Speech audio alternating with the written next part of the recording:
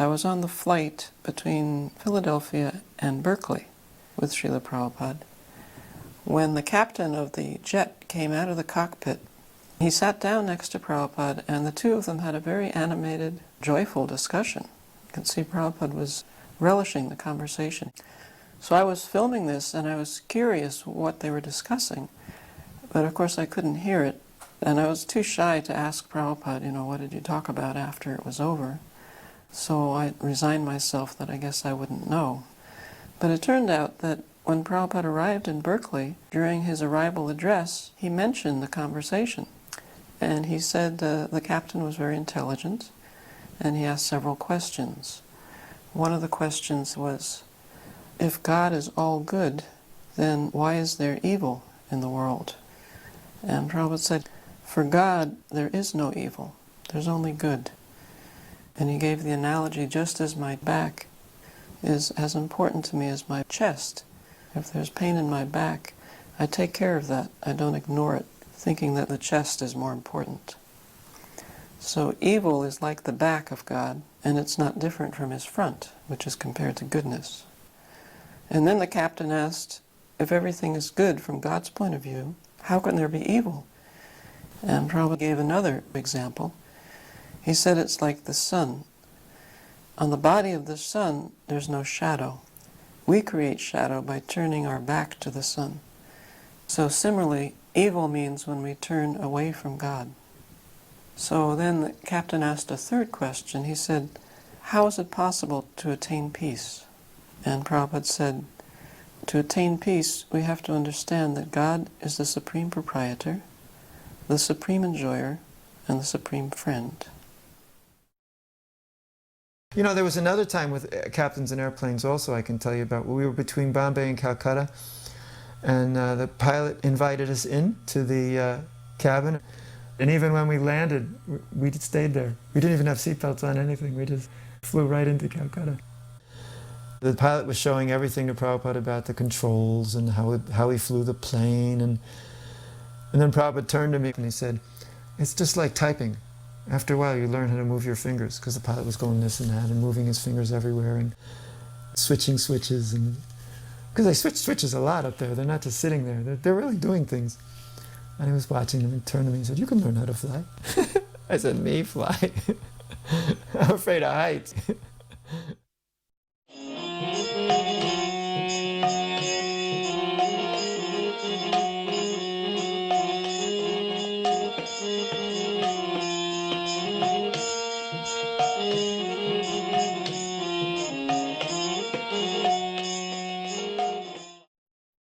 I had attended the University of California here at Berkeley in the early 60s. And I remember there's so much anxiety with student rebellions and riots, and the drug scene was exploding at the time. And most students, including myself, were just dissatisfied and bewildered. Regularly, students were committing suicide by jumping off the clock tower we see in the background. When Srila Prabhupada was informed about this, his response put my whole university experience into perspective. And he told the story of the Himalayas giving birth. So many people gathered at a cave at the base of these huge mountains and then waited for days. And finally the mountains rumbled, and the people only saw some rats run out of the cave. Everyone laughed, and then Bahulasva told Prabhupada that I had graduated from this university. And Brahmananda said, oh, poor Yadubara. And I stepped forward and said, yes, Srila Prabhupada, I am one of those rats. I joined the Los Angeles Temple in 1975. And the day that I joined, they put seemed like about 100 devotees on the back of a flatbed truck covered with a tarp. And we all drove to San Francisco for Rath Yatra. I was new bhakt. I wasn't shaved up yet. I had long hair and a beard. I didn't really know much at all. So we were engaged helping to set up the festival, and we slept under the stage, the main stage. And the next day in the morning, we drove over to the Berkeley Temple for greeting of the deities. And Prabhupada came out around that same time. And all the devotees just pay their obeisance. And remember the first time I saw Srila Prabhupada, when he came out, it was just, I guess a lot of devotees have said this, but it was really like the room just lit up from his presence, although he was pretty slight in stature. But just this amazing effulgence came from him. And I remember thinking, boy, this person is really powerful. And then I thought, I hope he's good, because anyone with that kind of potency, it'd be pretty scary if he wasn't. Of course, I found out he was more than good later on. I'm sitting in the temple room, Prabhupada's sitting in the Vyasasan, he's being interviewed by the news media. The question is, what will happen to your movement when you die? Before the words were out of his mouth, it was so lightning quick. Prabhupada was saying, I will never die. Right back at the guy. And we're like, and then Prabhupada explained himself. I will live forever in my books. This was in the middle of the Inconceivable Marathon, so Romeshwar had arranged that the BBT staff, they're on a special bus that arrives right before the Rath Yatra and takes off right after. So I remember I just would look at Prabhupada and kept staring at him and praying, how can I be of some service to you?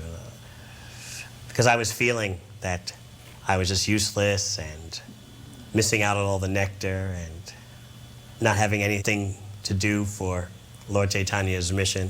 Well, here I was, working on the book marathon, but still, those were my sentiments. And I was lost in the crowd and just looking up at Prabhupada and praying like that, very emphatically from my heart. And I'll never forget, all of a sudden, amidst hundreds upon hundreds of devotees, Prabhupada suddenly looked in my direction and looked straight at me. And I was so shocked. He just looked straight at me and fixed his eyes straight on me. I had no doubt what was going on. And I was like, just stunned, like, my God, he actually hears, he actually knows what's going on in my heart. Jayananda had said these wheels of the chariots are all wearing out, and they're dangerous, and they're too big, and they're too heavy, and we need to replace them. He wanted to make steel wheels with spokes. So he had this welder making new wheels. And the night before the Rath Yatra, we went and put new wheels on Jagannath's chariot and Balaram's chariot, not on Subhadra's chariot. Her chariot was relatively easy to navigate compared to the other two. So we pulled the chariots, testing the new wheels, and there was no problem. The next morning, of course, the parade starts, and as soon as we started pulling the chariots, these new wheels collapsed. Instead of being round, they became octagons. Between each spoke, steel collapsed. So the chariots were bouncing, and I was horrified because the vibration was so intense. Fortunately, Srila Prabhupada was on Subhadra's cart. But what was remarkable is that I had written Srila Prabhupada and told him that we were making new wheels. And he had written me back and said, the old wheels are fine. Don't change anything. This is your American disease. But by the time he'd gotten the letter, the old wheels had already been thrown away and the new wheels were done. So Jayananda reassured me, he said, no, there's no problem. But then it was like Prabhupada's words had to be fulfilled. So as soon as that parade started, the new wheels collapsed. And I could hear Prabhupada's voice say, stick with the old way. The other thing that I remember is, upon arrival at the festival site, Radha Ballabha, who was in charge of the production at that point, brought Prabhupada a stack of books, which had just been printed, because this was during the Inconceivable Marathon, so some books had already started to come out. And Prabhupada took those books, and I'll just never forget what I saw. He was on the stage, seated on his Vyasasan, and I was down below, seated on the grass, and I saw Prabhupada just light up like the moon in the sky upon getting those books in his hand, and I'll never forget that. Then I remember him lecturing, and I remember him saying, I've given this example so many times, You water the tree at the root, all the branches blossom. You put the food in the mouth, the whole body's energized. I remember at that moment, I finally caught it. It finally dawned on me, the utter simplicity yet profundity of Krishna consciousness in Bhakti Yoga. Simply by satisfying Krishna, all purposes are fulfilled.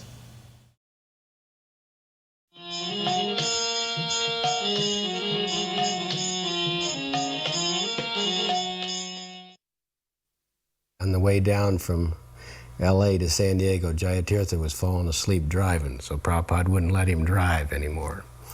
So Jayatirtha got me to drive him a 1-hour drive, but of course in those days, none of us slept much. So I remember I'm driving, I'm about halfway down, I look in the back, Prabhupada, his head tilted back, he was asleep. A few minutes later, I think it was Brahmananda sitting beside him, he was asleep. Jayatirtha sitting shotgun, I looked over at him a few minutes later, he was asleep, and I was like going through all these things to keep my eyes open, and I was like pinching myself and doing all this stuff. I was falling asleep with my eyes open, and all of a sudden, I hear this, and Prabhupada starts the kirtan. And then gradually, all the others woke up in the car, and we had this really nice kirtan, 4 of us in the car. He led the kirtan. Srila Prabhupada went on a tour of the temple, and I walked with him, and he, of course, went to the temple room first and offered his obeisances. I never forget, he walked in every room. He was inspecting everywhere. And the last room he went in was the Sankirtan room where all of his books were stored. And when he saw his books were being taken care of and respected, he was so pleased. He grabbed me in his arms and embraced me, and he said, "Thank you very much, thank you very much." And I fell at his feet offering dandavats and said, "Thank you, Srila Prabhupada." That was the fulfillment of all desires, to see Srila Prabhupada smile at me. San Diego is a beautiful place where the sun always shines. They had a very large poster that used to be displayed in Los Angeles, a billboard showing a man on a golf course with the green grass and the blue sky. The caption was, "Just another beautiful day in San Diego." So that's San Diego, a place where it's perpetually beautiful and the people are perpetually mellow and life is perpetually wonderful.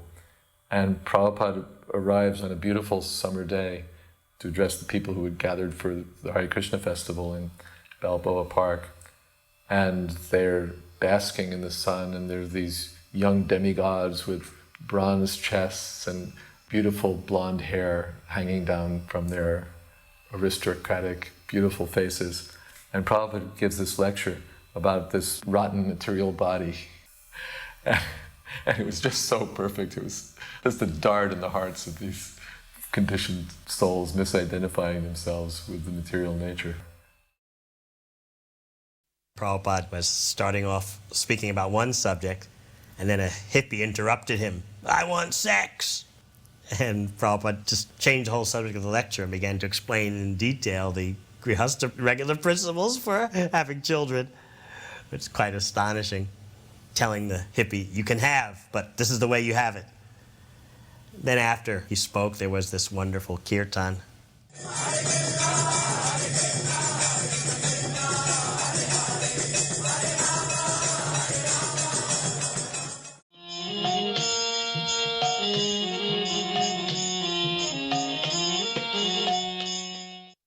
There's Govardhan. He's the temple president. And I'd actually just taken initiation in June. So this is like a month later. I was actually here when Prabhupada came in, but I'm not here because I'm out at the curb with the car. And we had a nice white Lincoln Continental that we got from Ford Motor Company. We filled it with marigolds. I mean, it was just chock-a-block full with marigolds. And then when Srila Prabhupada came out, I offered my obeisances to him and held the door open, and he gave me a nice pat on the shoulder. I always remember that, and got in, and we took off for the temple.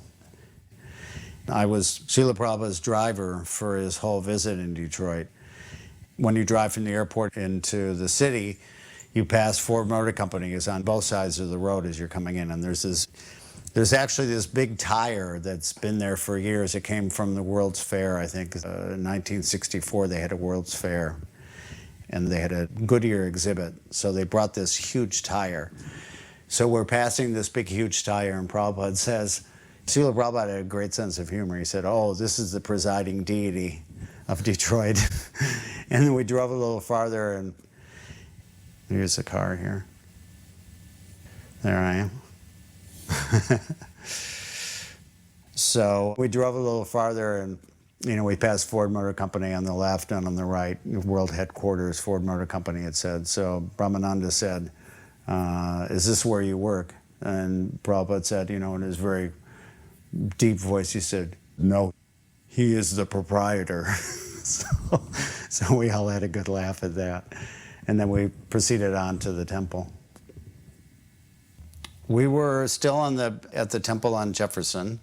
Temple on Jefferson is in a historic neighborhood, Indian Village it's called. And we would go out to Belle Isle to go for a morning walk. It's a park near the temple on Jefferson, so we would go out there and park and then walk around. And it was my job to find the proper route. And no matter what route I ever came up with, we'd always run into a bunch of rowdy people or something. It was just, because it's a city park, so the caliber of people in there were not so great. There'd be some people that had been there all night, come rolling out of the bushes. But Prabhupada was very merciful, and I think he enjoyed walking there. The devotees had built Prabhupada a palanquin because the temple room was on the 3rd floor.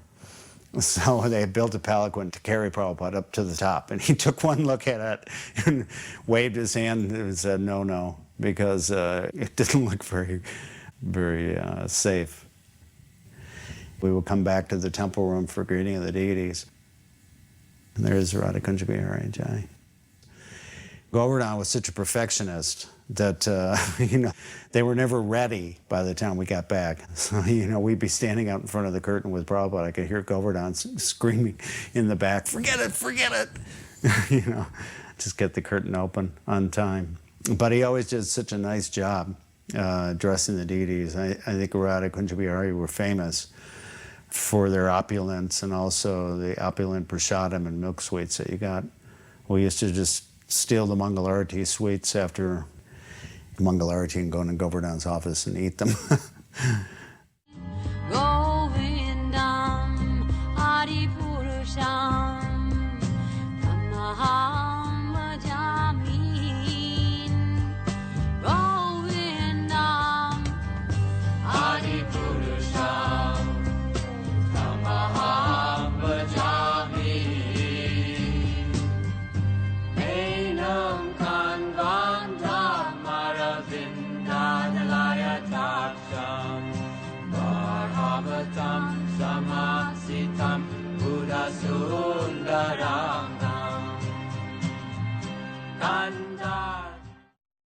Prabhupada came to greet the deities, and he sat on the Vyasasana, and nobody was doing Guru Puja.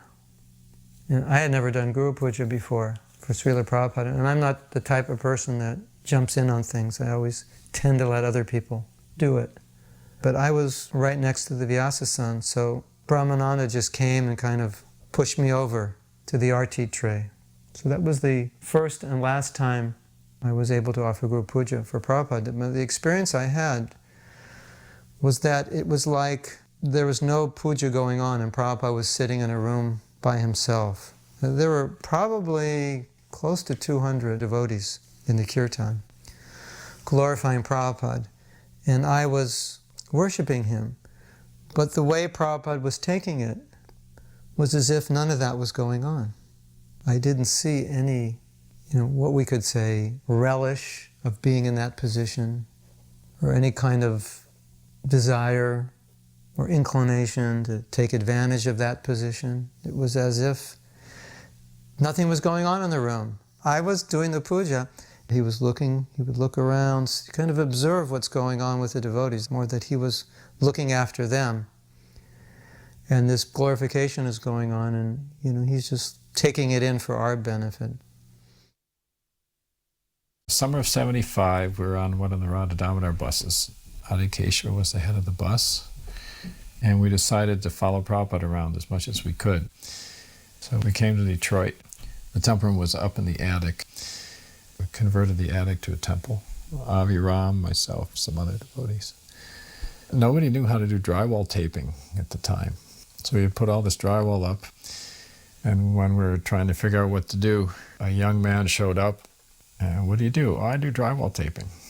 So he stayed, taped the whole temple room, stayed when Prabhupada came, and then left, just like that.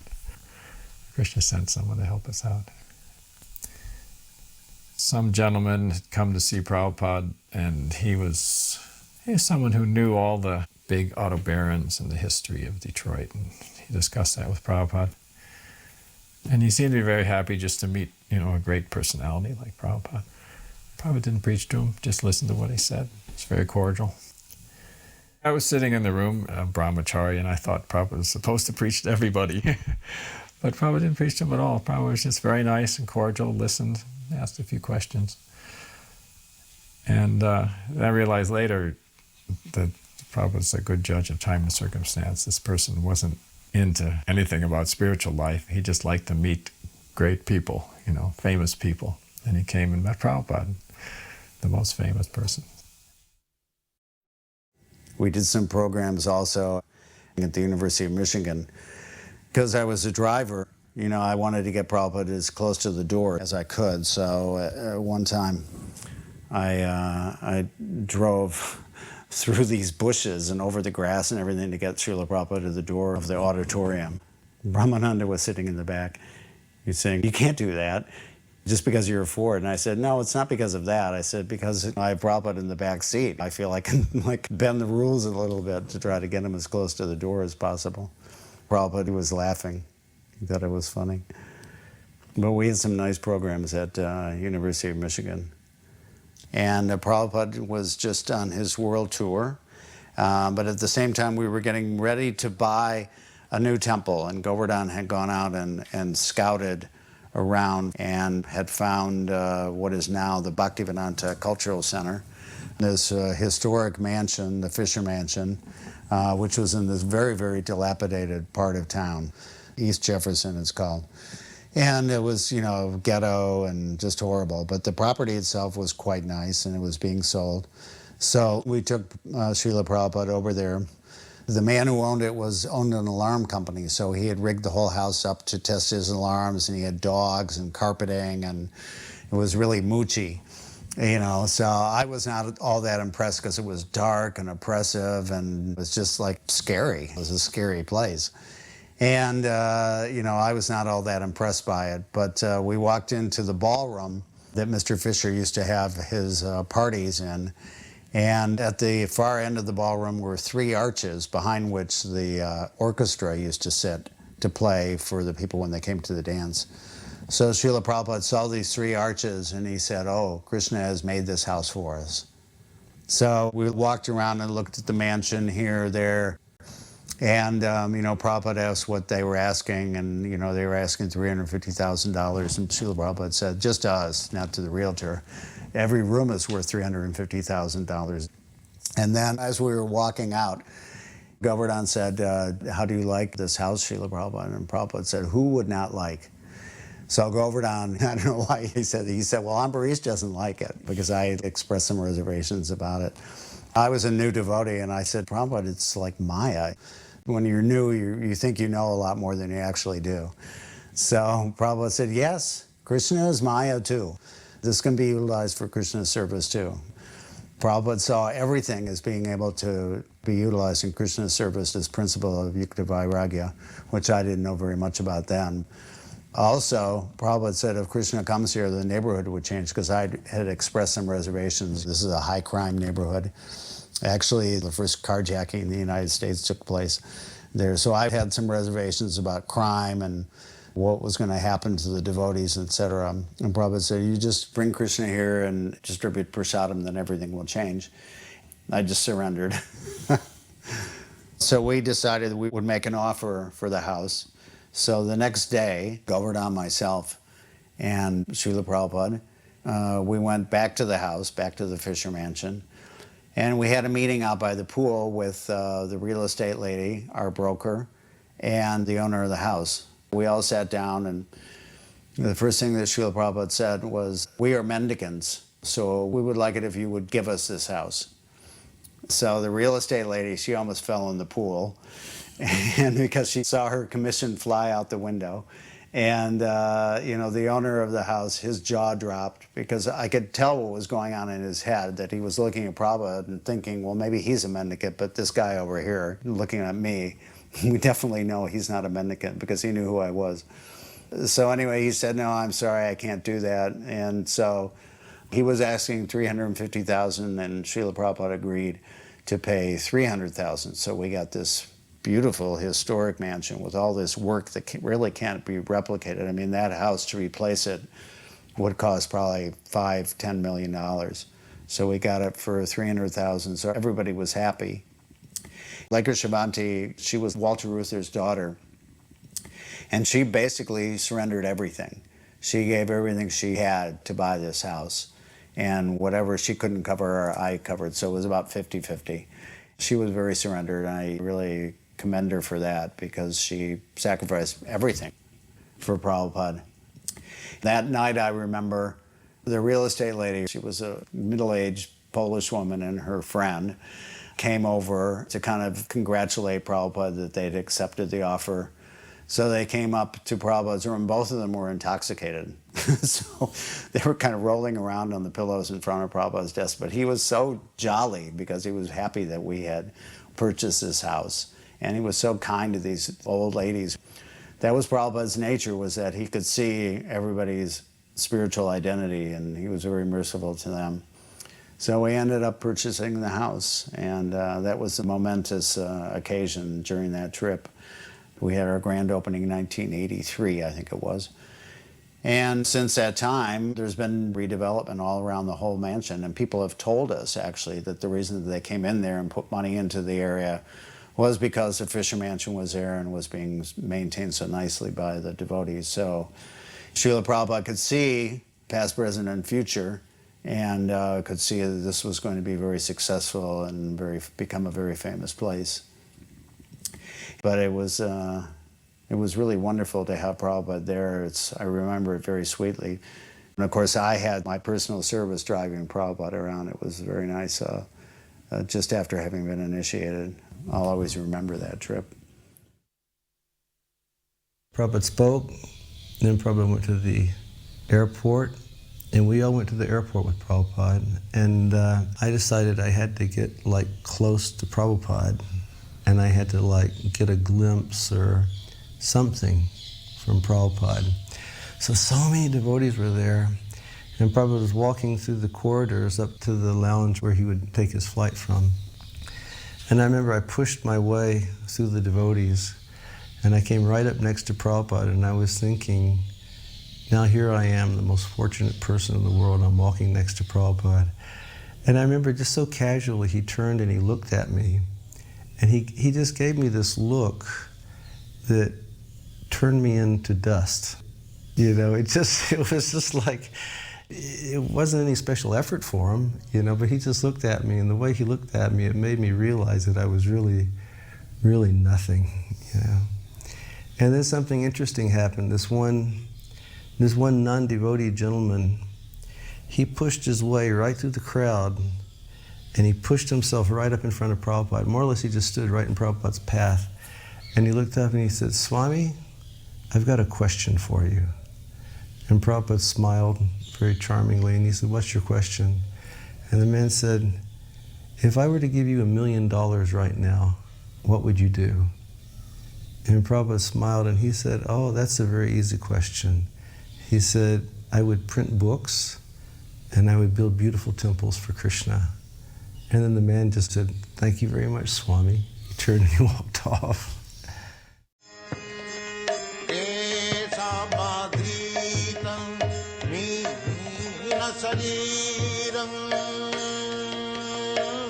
Jaya Jagadish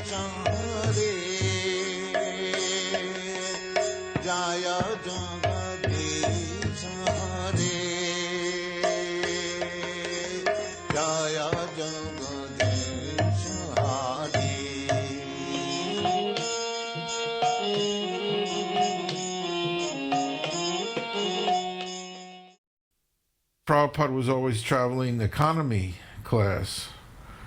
So we got the bright idea that Prabhupada should travel first class. So we were going to Mauritius from Bombay. So I arranged for them to get first class seating for Prabhupada and his servant. And the rest of the party, they would fly economy. As it was, Prabhupada had me sit with him in the first class. So we're sitting there, and there's this huge seat. And then they come around to serve the meals. They have this trolley, and on the trolley is a big side of beef. And they're carving it to order. This is the luxury. Then they come around with the bar, with champagne and wine and liquor, and everybody's drinking. So then Prabhupada asked for prasadam. They had packed, so we made a plate for Prabhupada, and the flight attendants, they saw all the nice prasadam. They were curious as to what these things were. And Prabhupada just ate a very little bit. Then he said, oh, give to the flight attendants, because they were expressing interest.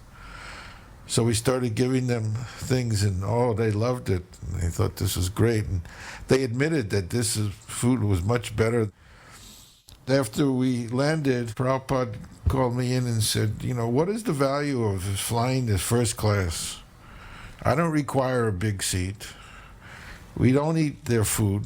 We don't drink their drinks. And you're paying, whatever it is, twice the amount.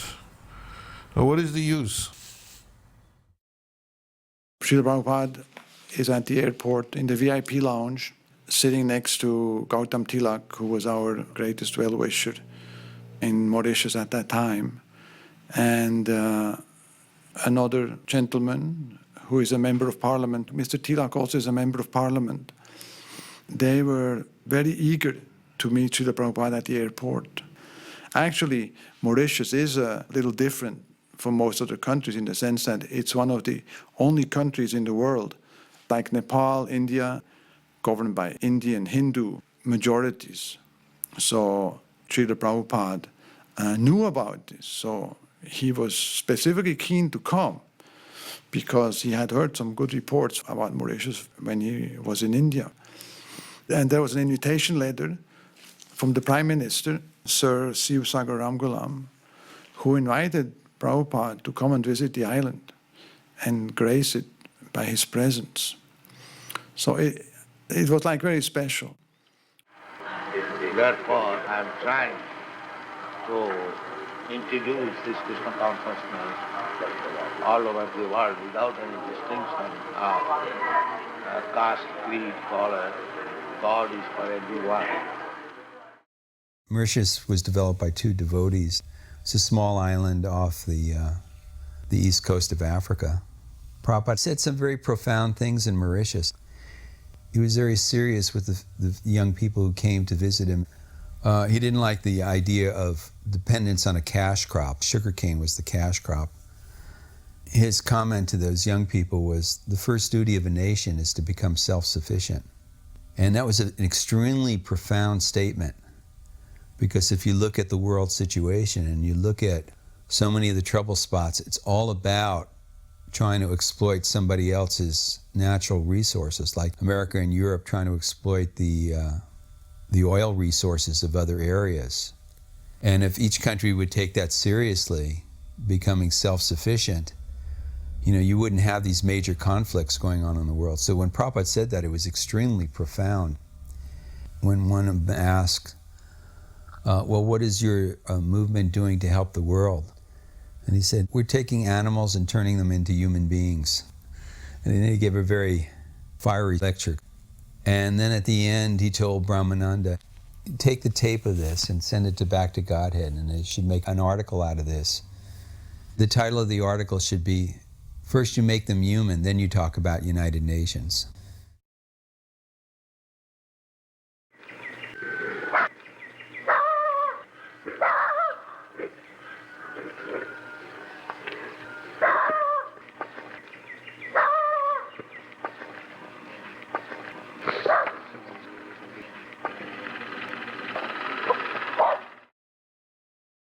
We were in Zambia in a little ashram, 4 of us sitting around, and one devotee there, his name was Bivakar.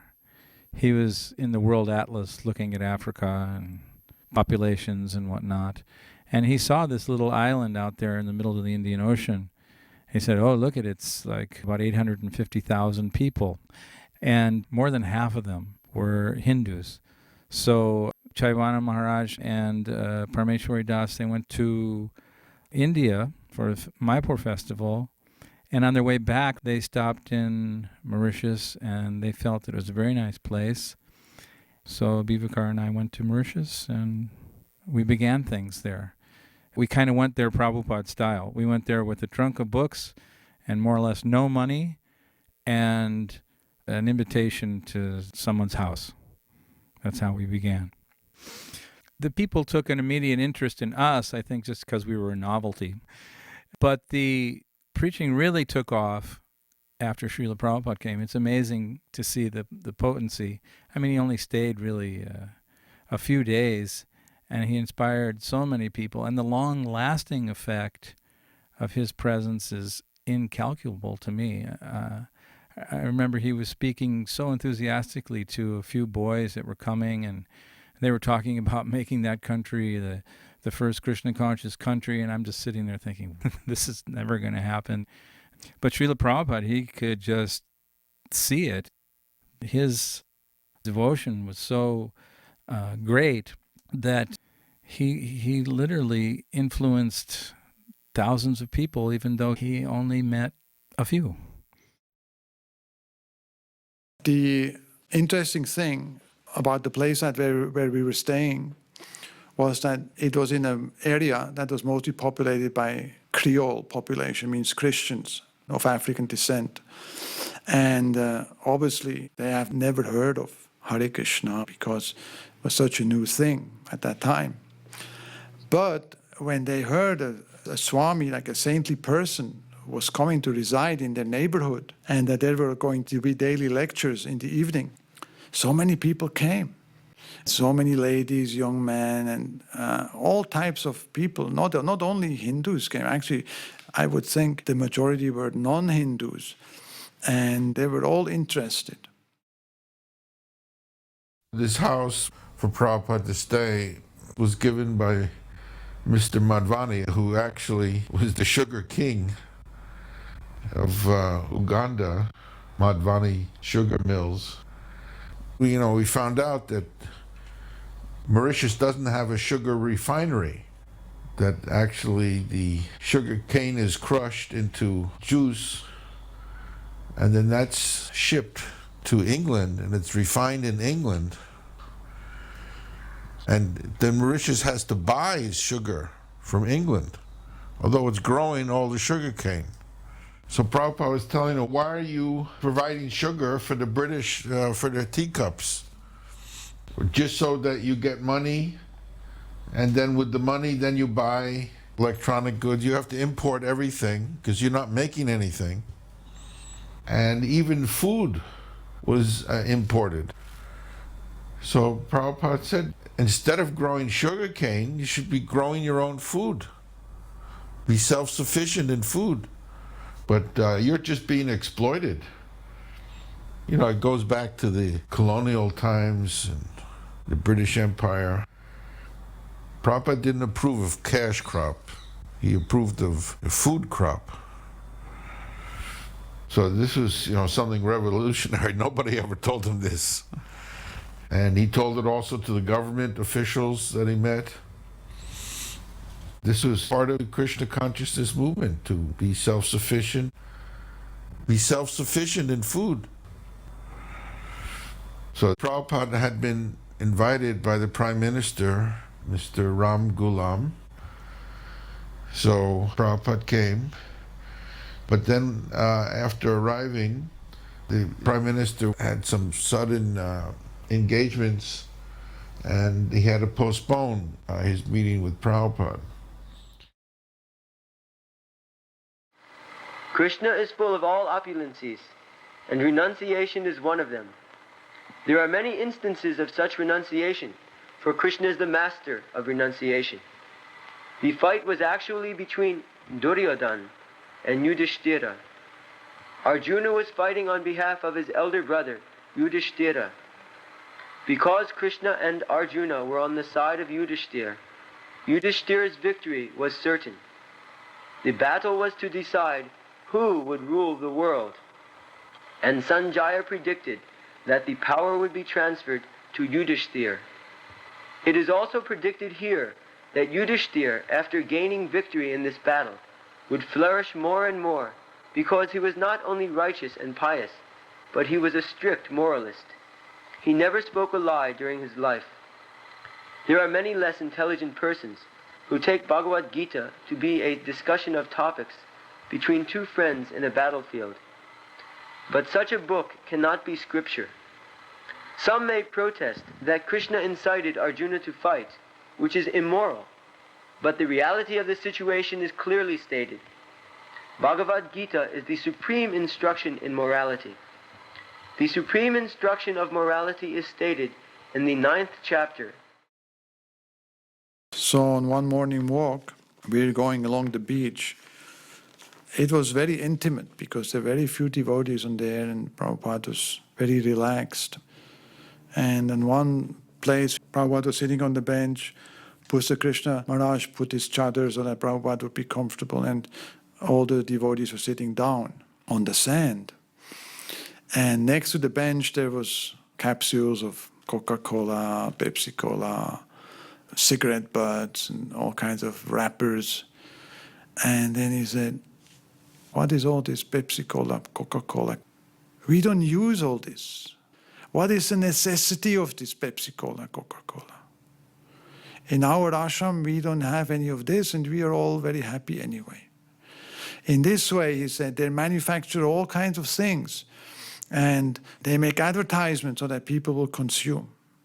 In this way, they are misleading society into sense gratification. And because the people want sense gratification, they will purchase endlessly till finally, they get sick of all this junk food and garbage. Surrender unto Krishna in devotional service, in full Krishna consciousness, is the most confidential instruction and is the essence of the 18th chapter. Because the body is born in America, therefore he is thinking America. One of the first things we arranged was a press conference. That's what we are seeing here. Prominent reporters from the television, the newspapers, were invited to come and meet Srila Prabhupada and put their questions. 1975 was a time when the country was not very developed and people were not very enlightened on spiritual subjects. The population of the country, consisting in a majority of Hindus, they were used more to Lord Shiva's worship and Ramayana. So to have Krishna being propagated was rather unusual.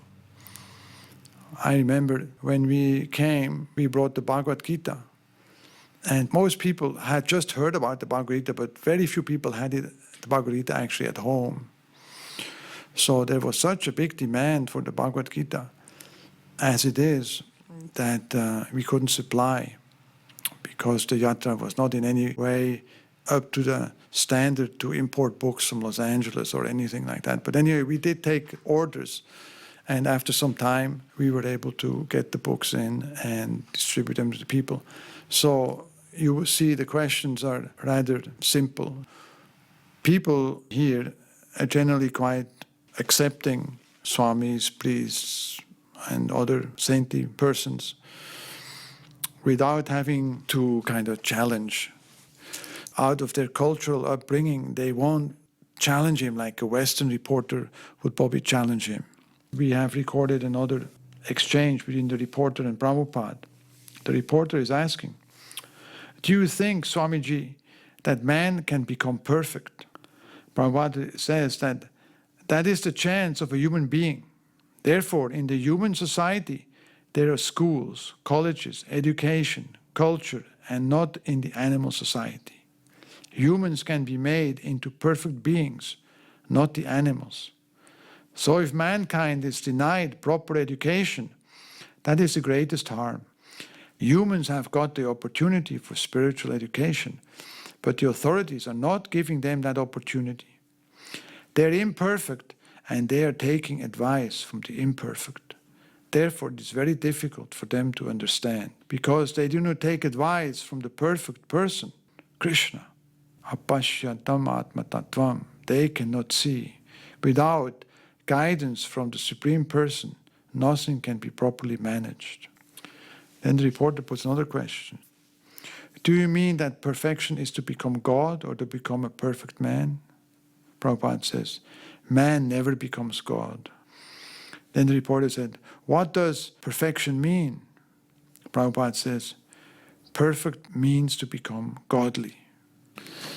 So this was very significant, being also permeated by the impersonalist aspect of spirituality and by false teachings of swamis, preachers, and other type of persons. They also had the idea maybe that if you become perfect, you become a god. But Prabhupada very clearly put it. Man cannot become God. The best he can become godly. There are degrees of light. There is sunlight and there is this light. You cannot compare this light with the sunlight. Light comes from everywhere. But that does not mean the sunlight and this light is the same. First of all, you understand this. You have question about the light. First of all, you understand there are degrees of light. You cannot say this light and the sunlight is the same. By this you mean that those who adapt to the life by the teachings coming from the Quran or from the Bible is that is lesser light. That is your business to study. But we give you the idea that light comes from everywhere. There is one glow one. That light also light. And the sunlight is also light. You cannot think that the glow one's light and the sunlight is the same. Now it is your business to see which is glow one light and which is sunlight. That is your business. Let them say all nonsense, what can I say? Every nonsense will speak something nonsense. How can I check it?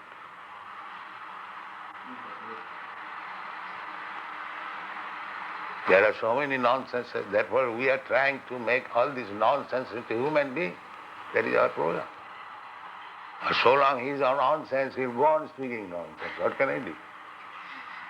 Swamiji, one thing I want to know, this slope, from where you have quoted this slope,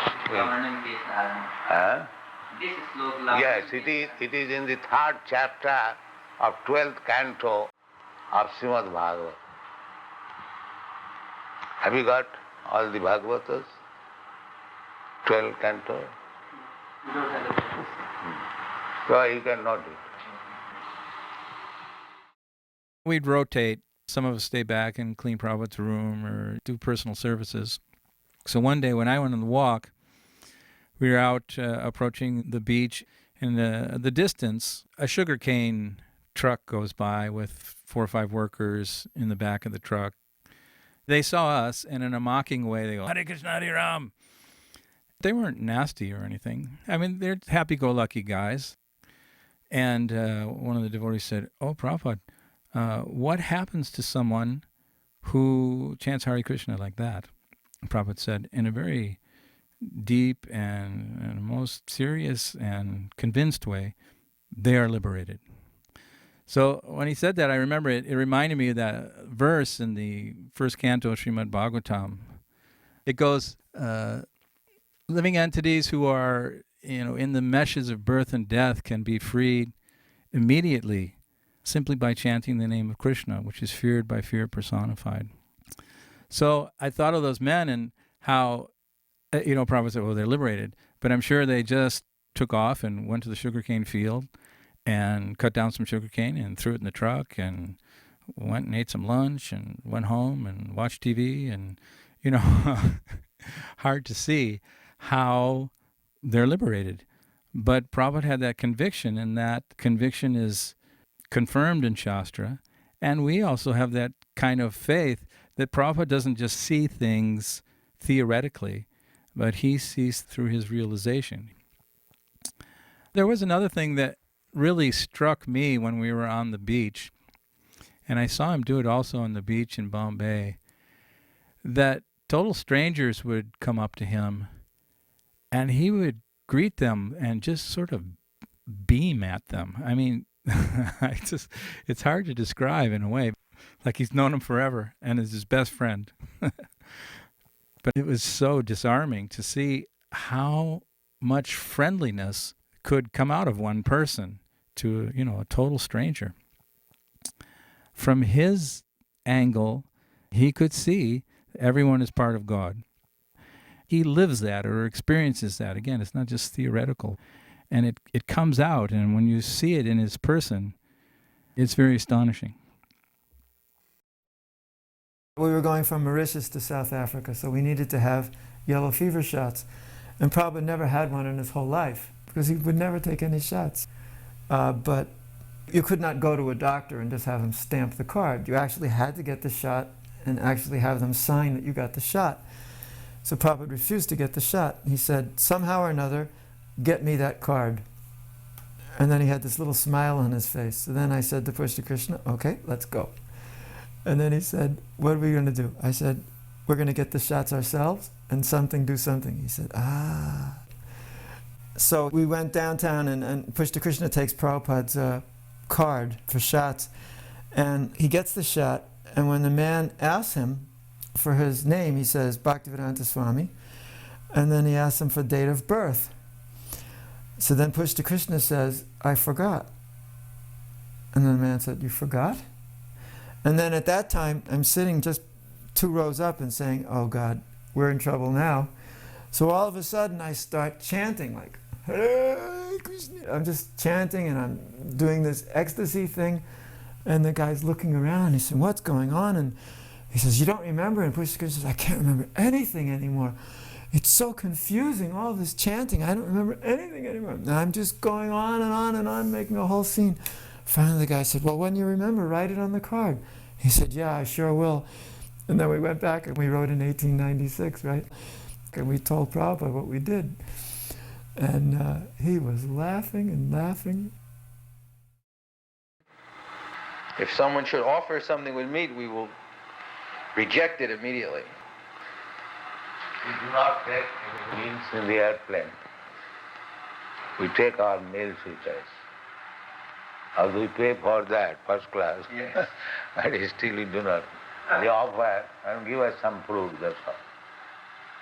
Coming here on Air India, the stewardess was very surprised why we weren't, they had so much and nice elaborate meals prepared, but we don't take these things. Nobody is interested in the spiritual life. Therefore, no customer is coming. We go to sell our goods there. Have you had a significant impact on the American society? Is that? What is that? Have you had a significant impact on the American society? The values you preach, have they influenced Americans to a certain degree? Oh yes. You can go in America, any country, any city, and everyone will know Hare Krishna. We're getting... That's not what I mean. What I mean is, have Americans started to be less violent, for instance? Or have they started to be less egoistical? Or have they started to be less... Well, not unless they follow our movement. But those who have followed our movement, recently there was one study that was published by a very eminent sociologist in America from the University of California, the Union Theological Center. And he stated in that book that the members of this movement, formerly they were drug-addicted hippies, And now they have become servants of Krishna and humanity, loving servants. So he has given proof through intensive interviews that one who joins this movement, dramatically his life becomes changed. He is a big professor, and his books are being sold in higher circle.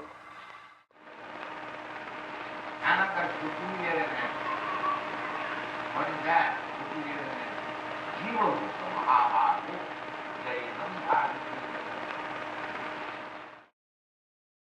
On the Saturday of the week when he stayed with us, we had made a public program. We didn't know anybody. We had just come to the island a few months before, and Mr. Tilak requested the government list of 500 VIPs that they have when they do their functions. And we just sent out invitation to all of them. They were Muslims, Christians, anybody. And we made a buffet-style prasadam. And Srila Prabhupada was sitting under the veranda, and invitees were sitting out under the sky, as we can see here on the film. And Srila Prabhupada was lecturing from the verse, Savai Pungso Paro Dharmo. Because there were Muslims in there, there were Christians in there, there were Tamils, and there were all types of, the whole section of Mauritian population was actually represented by this. There was the High Commissioner of India, there was the High Commissioner of England, there was the Minister of Youth and Sports, there were prominent lawyers, there were Swamis, there was one Swami there from the Kabir Panth, there were Ahmadiyya Muslims were there. It was a very cosmopolitan gathering. And Srila Prabhupada chose that verse, that what is the purpose of religion? Any religion that is bona fide brings its practitioner to the level of love of God. This is the only test of a bona fide religion. So he was going on with this point, and finally, at the end of the lecture, he was asking for questions. And we were expecting some fiery questions. Maybe the Muslims or the Christians would put some challenging questions. No. It was actually one gentleman who received Prabhupada at the airport, who was a member of parliament. He was a proprietor of a newspaper called Mauritius Times, and he challenged Prabhupada. He was saying, how can a person who has just heard from God speaking about the absolute truth, how the next moment he can break down and be completely devastated by some event that had happened? And we didn't know what he was going on about, but actually what he was talking about was Arjuna, having just been taught by Krishna, the Bhagavad Gita. And when Abhimanyu was killed, Arjuna was devastated because of the death of his son. So that was the basic point that he was going on about. How can he act in such a ridiculous way? So Prabhupada said, what are you talking ridiculous? Explain yourself. And then the man, again, he was going on with this point that anyone who has heard from God, if it's actually God, how can he act in such a way as Arjuna did? And the man called this ridiculous. So Prabhupada was actually smashing him very strongly. Prabhupada said, just like theoretically we understand that the body is not killed, still, when my son dies, I become affected. That is temporary. Everyone becomes disturbed, but that does not mean he stopped to do his work. What was the final conclusion? He did not leave the war field because of his son Abhimanyu was killed. He didn't say, no, I don't want to fight. He was affected for the time being. That is only natural. But finally he concluded and said, Karisye vachanam tava, nasta moho smirti labda. My illusion is now over and I shall fight. That is the right conclusion. So Prabhupada just devastated him. And finally, he had no more to say. Then the next question was by another Hindu gentleman who was trying to point out the defects when God comes down, like in Yada Yada Hi Dharmasya, he was mentioning that verse, that the Hindu community is taking this, okay, so we can just wait. there's a decline of religion and God will come down and he will protect us. And that has created a big amount of fatalism in the Hindu society. So Prabhupada said, what is fatalism? Then Brahmananda said, pessimism, downcast, like discouraged. Prabhupada said, no, it's not like this. And the man, he kept insisting on Hindu, India. Prabhupada said, why do you talk India? Why do you talk Hindu? Bhagavad Gita is not for Hindus. Bhagavad Gita is for everyone. Krishna is God of everyone. Why do you bring Hindu? And the man said, it says, yada yada hi dharmasya glanir bhavati bharata. Whenever there's a decline of religion, I will come. Then Prabhupada got angry. And he said, it doesn't say yada yada hi Hindu dharmasya glanir bhavati bharata. It says yada yada hi dharmasya. It doesn't mention anything about Hindu. So stop with this Hindu thing. But the man kept insisting. And finally, he said, yes, I maintain it has created a fatalism. And then the argument stopped there. And finally, the British High Commissioner spoke up. He said, I have listened to your talk, and everything seems to be beyond any doubt. Everything seems very clear-cut. So Prabhupada thanked him. He said, thank you very much. You are American? He said, no, I'm Scottish. And he said, yes, in Scotland also we have our centers. Therefore, Prabhupada said, it appeals more to the Western countries because it's very clear-cut. So, and then the talk ended, and finally, prasadam was distributed, and everyone was very, very satisfied. And you are dependent on food grains, rice, wheat, dal. Why? Why the second? You first of all grow your own eatables.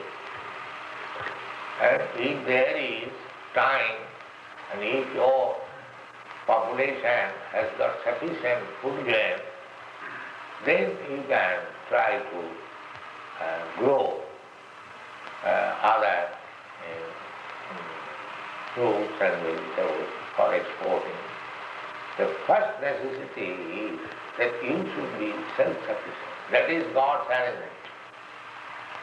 Everywhere there is sufficient land to produce food. The Prime Minister sent his personal limousine with an army officer as a driver for Prabhupada's personal use. And Prabhupada, in the afternoon, he would go for rides. And we're driving. I was sitting next to Srila Prabhupada. Pushta Krishna was in the front. And the roads were very narrow. And the sugar cane is very thick. And when you're making turns, you can't see. And we made one turn and head-on collision, just like that. There was no warning, nothing. It was a Volkswagen Beetle, a couple, a man and a woman. They were driving on the wrong side of the road. They were actually tourists from South Africa. They didn't know which side to drive on. And it was bad. The driver was unconscious, pushed, his head went through the windscreen. Prabhupada was bleeding, his leg, dhoti was torn. So then when they didn't come back for about an hour and a half, or 2 hours even, I was just going crazy, pacing up and down. We had no telephone, I was the only one there. And then finally when they drove up, I run out saying, what's going on? Nobody said a word. Then Brahmananda said there's been an accident, he was bleeding. So then Prabhupada told me to make lye and turmeric. Take lye and turmeric and mix them together with some heat, and then to put that on. Prabhupada had it on his head and his neck, and I had to massage him for many hours at night because he had such a headache, he got such a bash in the head. He thought that could have been the end. He said it was Krishna's arrangement. If he hadn't put that cane in front of him, he would have been dead. Prabhupada, just before the accident happened, had just taken his cane and he was leaning on it. And then the accident happened. He didn't fly through the front of the car. It was a heavy situation. It was a real car accident. The car of the Prime Minister was destroyed. The car of the other person was totally destroyed. When we arrived back at the house, we went into Srila Prabhupada's sitting room, and Srila Prabhupada personally took that paste that Harikesha had made and smeared it on the areas we were in pain. Then he asked us to have a kirtan, and I led one kirtan. And he asked Harikesha to read something from the books. And he picked up the Chaitanya Charitamrita and simply opened the book. And he opened it to the first page of the disappearance of Haridas Thakur. And so we read from Chaitanya Charitamrita for a while. After the accident, Brahmananda Prabhu and myself were really sore. The next morning, we were hobbling around, and Srila Prabhupada took the walk on the beach as if nothing had happened. And Brahmananda Prabhu and myself, we looked at each other and commented how resilient Srila Prabhupada is compared to us. On that morning walk, Srila Prabhupada commented how no one is safe in this world. People will drive long distances living very far away from their work, and in so doing they risk death because of the fact that they have to travel so far. You try to understand Krishna, then you'll have not to accept any more material body. Simple thing. On one morning walk, one young man came along. His name was Ramu, and he was a nursing officer in the government. He was like animating the conversation with Srila Prabhupada to such an extent that practically he monopolized the whole morning walk. And what happened afterwards is very unusual. We were coming into the house, and normally after morning walk, of course there was no deity, so we would do Guru Puja, and then we give the Bhagavatam class. But this morning, Srila Prabhupada came right off the morning walk, sat on his Vyasasan, and the Guru Puja paraphernalia was already there and someone was waiting.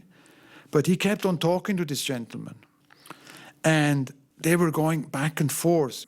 This man was proposing that we will go to the villages and we will do kirtan. We put up a small tent, and then Swamiji, he say, you could come. You give the lecture.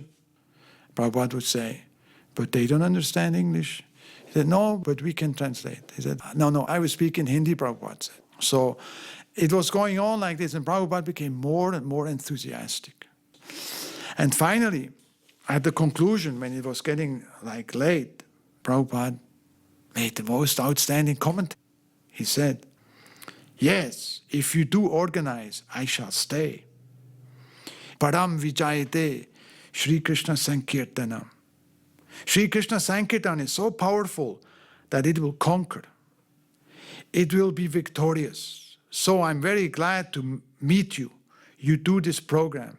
And if you like, I shall come back after 1 week and do. Utilize me in this way. I shall be very glad.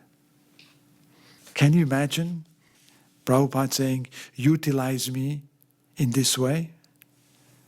So this is actually Prabhupada's greatness. When there was preaching to be done, he was always there. He was always ready to preach. I mean, he came to Mauritius for what? Because he was invited by the Prime Minister to come and see if Krishna consciousness could be spread. And there was not much facility. There was nothing he could do at the present moment except enliven the devotees to carry on the mission. And that's what he definitely did. And when he talked to this man, we all become so inspired that, we just wanted to go out. So this spirit of preaching has been implanted by Srila Prabhupada in the Mauritian Yatra. And up to this day, there's so many programs that are going on every day in the villages that every village has devotees residing there and having satsangs, having rath yatras, having Harinam processions, and this was Prabhupada's mercy. He could see the great potential of this Mauritius island, and it was said that Mauritius could be the first Krishna-conscious country in the world.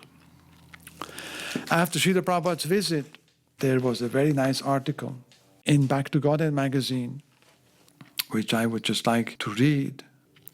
Srila Prabhupada proposed that an ideal state based on the instruction of Bhagavad Gita be set up in Mauritius. In a big state, especially in highly industrialized state, it would not be possible. But in a small state like Mauritius, you can make it happen.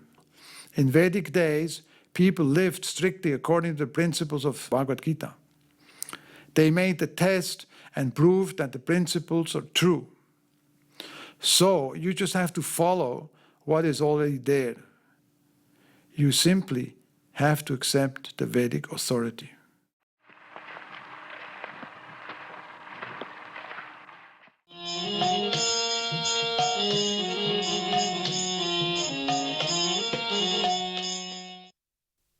Many hundreds of people would come to greet Srila Prabhupada at the airport. Rita Prabhu, who was born in South Africa and who had lived in London, garlanded Srila Prabhupada, and the Hindu community in Durban received him with so much affection. This venue is one of the most prime locations on Srila Prabhupada's 19-day tour of South Africa. 7th of October 1975 in the evening. It was a grand colonial building called the Durban City Hall. It seated at least 2,000 people, including the balcony, and it was full to the maximum. It was 90% Indians. We had advertised profusely throughout Durban. We had brown-colored posters with pictures of Srila Prabhupada on them. And the people of Durban, who were unwilling to accept that Srila Prabhupada had come to preach in South Africa, had been tearing posters down, and we kept putting them up. The evening of the program came, and we entered through the main entrance, and almost in unison, when Srila Prabhupada entered, they all stood up. We had kirtan, and then Srila Prabhupada gave his lecture from the first verse of the Srimad Bhagavad Gita, Dharma Kshetra Kurukshetra Samaveta Yutsavaha. And I remember that very simple lecture. I felt as if Srila Prabhupada was reteaching the culture of Krishna consciousness to the Indian people of South Africa who had been living under apartheid for so long and who had been deprived of the glory of their own culture by virtue of that oppressive regime. It was a very wonderful program. I was in charge of selling books, and the books were flying out. We must have sold at least $2,000 or $3,000 worth of books. That was the most amazing thing about traveling with Srila Prabhupada. For the next 19 days, wherever Srila Prabhupada went, his books would automatically fly out. The most interesting part of this series of lectures was that there was many white people in the audience amongst all these predominantly Indian or Asian nationality people. And some of them were highly learned, some of them were very sophisticated people, which is a breakthrough in South Africa at that time. Of course, now it's quite different. Many of these people were respectfully dealing with Prabhupada, who used to laugh all the time about being a second-class citizen there. But he had a very good reception there. Professors from the university used to come and talk to him. And they were quite respectful, except they brought him to one panel where they were arguing about different forms of religiosity, and Prabhupada was very annoyed. He didn't really want to be in a panel where there was a debate like that, where everybody's point of view was equal. He wanted to present rather than have to sit there and listen to these other people who really didn't know what they were talking about. During the time in South Africa, Srila Prabhupada welcomed all of the guests very sweetly. Professor Olivier from one of the Indian universities in Durban befriended him, and I recall seeing him once again at Srila Prabhupada's 100th birthday centennial celebration in Calcutta. The programs in South Africa involved both Durban and Pietermaritzburg. It was during the trip to Pietermaritzburg by car that Srila Prabhupada amused us with one concept. On the highway, he looked off into the distance on the left and right sides, and there were long white buildings. And he asked, "What are these buildings?" And we replied that these were chicken factories for food and for slaughter. And Srila Prabhupada said, "Why they bother raising chickens? Let them take and make one eggshell, and they can put something in it and make a chicken." And it was very thought-provoking. And of course he was alluding to the fact that life comes from life. People cannot make chickens, and they're neglecting the essential essence of what life is.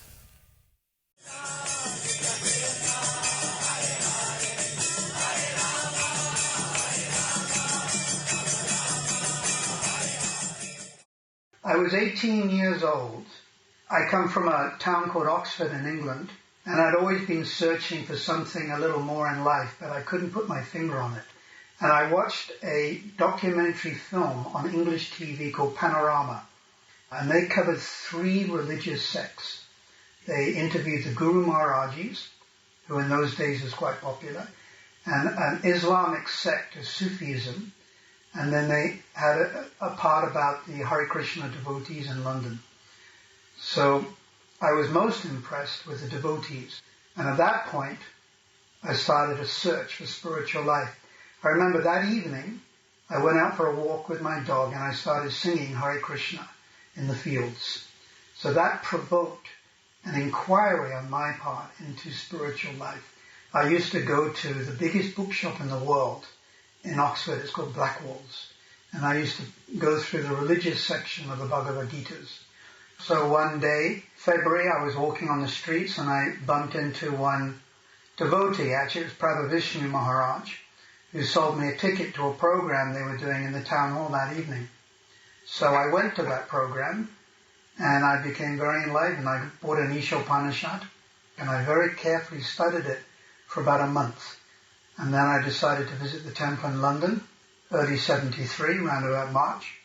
So I went a few times. And then consequently I joined the movement in London. And I was doing books every day. I think that's what we all did in those days. And then Pusta Krishna Swami, he came through and he was looking for devotees with English passports for South Africa. And I was sort of canvassed. So then I found myself going to South Africa. I was a very young devotee. I'd been in the movement 2 years. Of course, now as the years go by, you appreciate Srila Prabhupada and his contribution a lot more. He was very keen to preach. South Africa is tucked away, very much the bottom of Africa, and also apartheid, so it's a little dangerous. But Prabhupada was still willing to come. Actually, he originally wanted to come in 1972, so I saw his compassionate nature wanting to come to a very distant country and then try to nourish his followers. He liked the programs we had, and he said if we'd organized more, he would have stayed longer. This also inspired me because in 1977 I started similar types of programs, Pandel-type programs, which actually attracted hundreds and thousands of devotees. So that initial training I had was Prabhupada when he went to like 7 or 8 large programs. I was actually not only Pujari, not only the gardener, I was also sort of in charge of the programs, putting up the Vyasasan, decorating it, making sure there were no pins left on his cushion, organizing the PA system, being the first one there and being the last one to go, and also organizing the film projector. We used to show the Hare Krishna People film, that first film that ever came out. So that was like preparation for 15 years of Pandel programs, which attracted so many people. So again, Prabhupada was pointing me in a certain direction.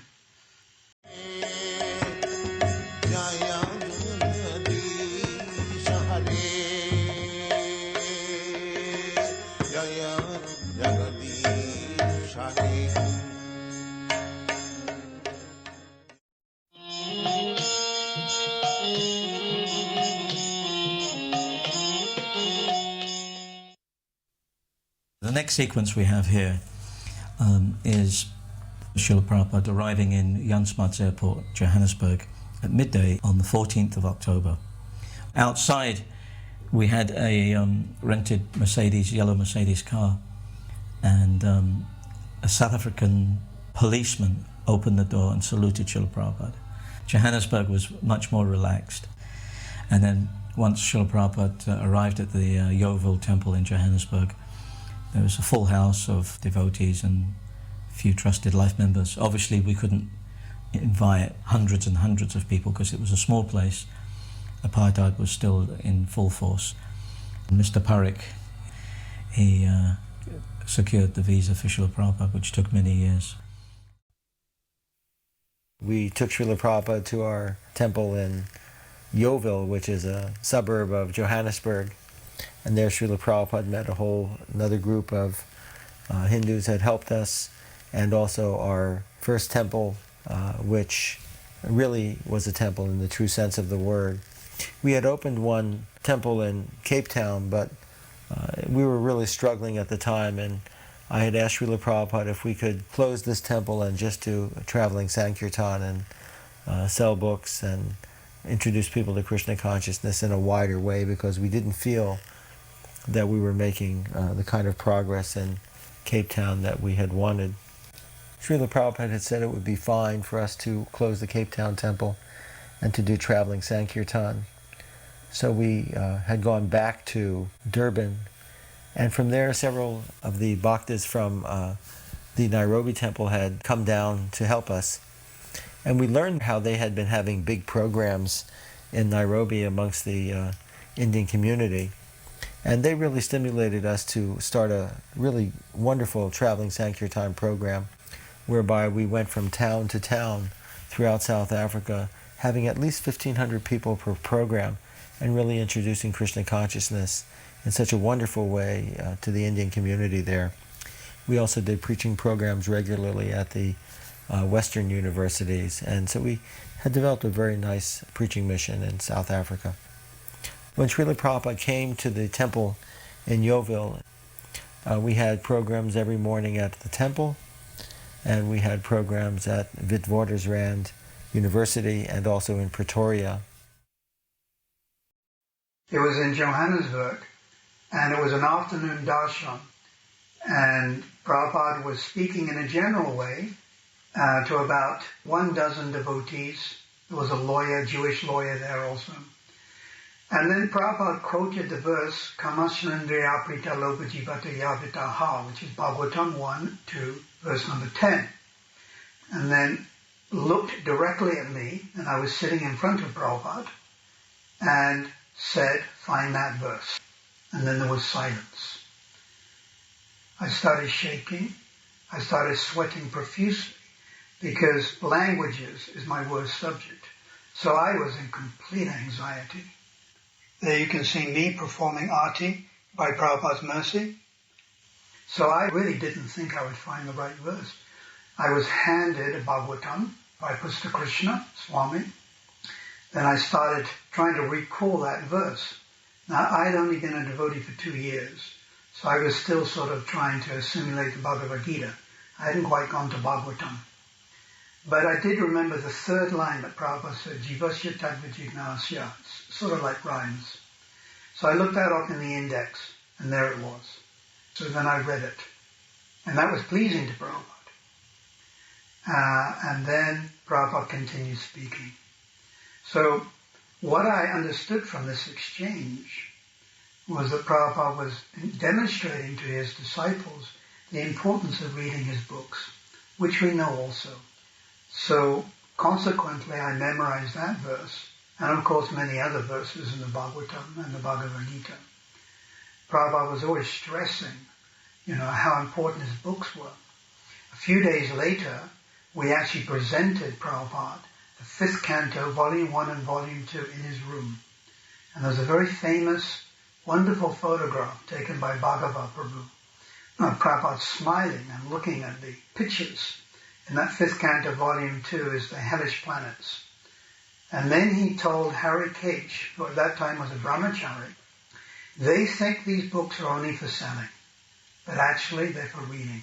I give you permission to read these books 24 hours a day. Of course, Prabhupada was making the point.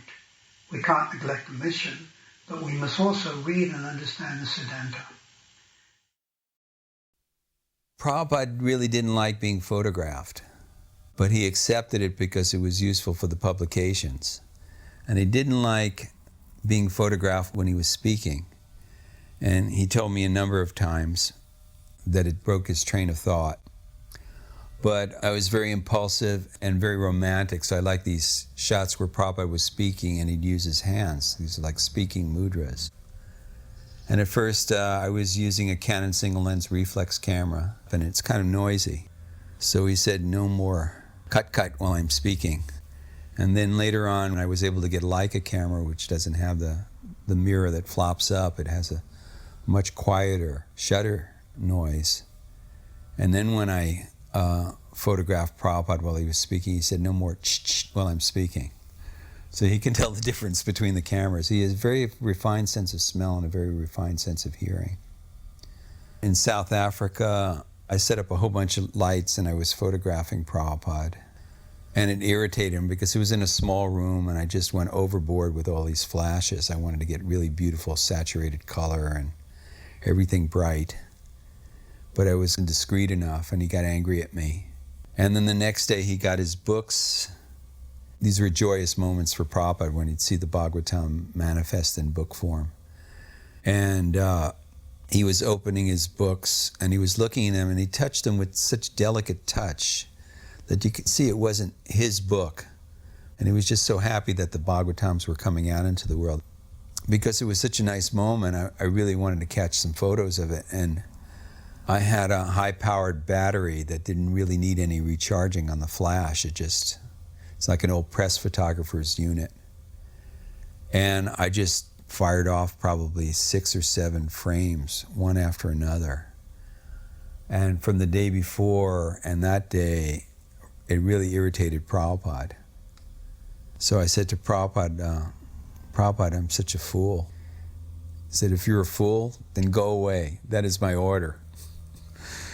So I took it very seriously. I walked out of his room and then I put my camera down and I went out of the temple at about 6 o'clock in the evening. You know, as I was walking, I was thinking, should I commit suicide? Should I drown myself in the Triveni? Should I exile myself here to South Africa and just do humble service? Then about 10 o'clock my mind cleared and I thought, Prabhupada never excommunicate me for taking too many pictures. Then I got really embarrassed and I called up the temple. I was out in the suburbs somewhere. I'd walked for about 4 straight hours. They came and picked me up, and the next day I came back, and they told me, oh, Prabhupada wants to see you. And this is the only time I didn't want to see Prabhupada. And I went into Prabhupada's room, and he said, how come you didn't come to the engagement? And I said, well, Prabhupada, I thought you said I shouldn't come. And he said, I never said you shouldn't come. But even if I said you shouldn't come, still you should have come. And the whole thing was just too emotional for me. I thought I had put Prabhupada through so much trouble, you know, just disappearing like that. And Prabhupada spoke at Wits University for 2 nights in a row in Joburg. And the second night I went, I just took a few snaps from a distance with a long lens. This photographer, who was an Indian man who photographed for the devotees down there, he was a life member. And he came up to me and he said, are you all right? Prabhupada was asking, where's Bhargava? Where's Bhargava? I had mixed emotions after I heard that, you know, that I was very happy that Prabhupada cared about me that much, but at the same time I felt very bad that he had to worry about me. But after that I was very standoffish about photographing him. In South Africa, we did much of our early engagements with the Gujarati community. They had been very, very good to us. They allowed us to use one house along the northern coast above Durban. The Sony family, Champak Sony and his father, were very, very good to us. And there were so many others who were just so remarkable and helpful to the early preaching efforts there. But in any case, we had done very little work with the South Indian communities that had really been segregated for the most part from the Gujarati community by virtue of their separate living places.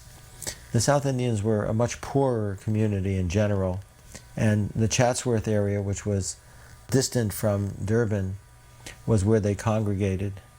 I remember the first time we went there in our van and got out on the streets and started doing Sankirtan. We were such an oddity there because they had never seen anything like that. And even though they had some connection with Hinduism, they really had very little, if any, connection with the Sankirtan movement or the chanting of the Hare Krishna mantra. When Srila Prabhupada had his program in Chatsworth, it was really the first time that a very large program had taken place, and that later came to be the place where the very large and wonderful temple manifested in Chatsworth many years later. Jayatirtha sent me to South Africa in 1977. What a gift. Hadn't a clue what South Africa was. Anyhow, went there in January. I'd just been married. My son was born that year. And we had a farm with maybe 15 devotees. Prabhupada had been to South Africa with Push to Krishna, and they had done all these really marvelous festivals all over the country, and the place was just high potential. So we took an old, it was like a barn or work shed, and organized the devotees, and I went out on Sankirtan, and we raised all kinds of money and built a temple, and got big Gaur-Nitai deities at Mayapur that year. So it was only like 6 months. We had this enormous festival where Parthasarathi, what a brilliant preacher, Parthasarathi. He would preach all over the Indian community. He organized all the, like we had 20,000 people come out for this festival, and Ranjit, he was like my, well, he was like my right-hand man and my kind of like my scribe. He would write letters. So he and I, we wrote Prabhupada and sent pictures of the opening and everything for Janamastami when Prabhupada was, that was near the end. And when Prabhupada was in bed, they read the letter to him and showed him the pictures. And Prabhupada said when he thought of devotees like me, his heart swelled with pride.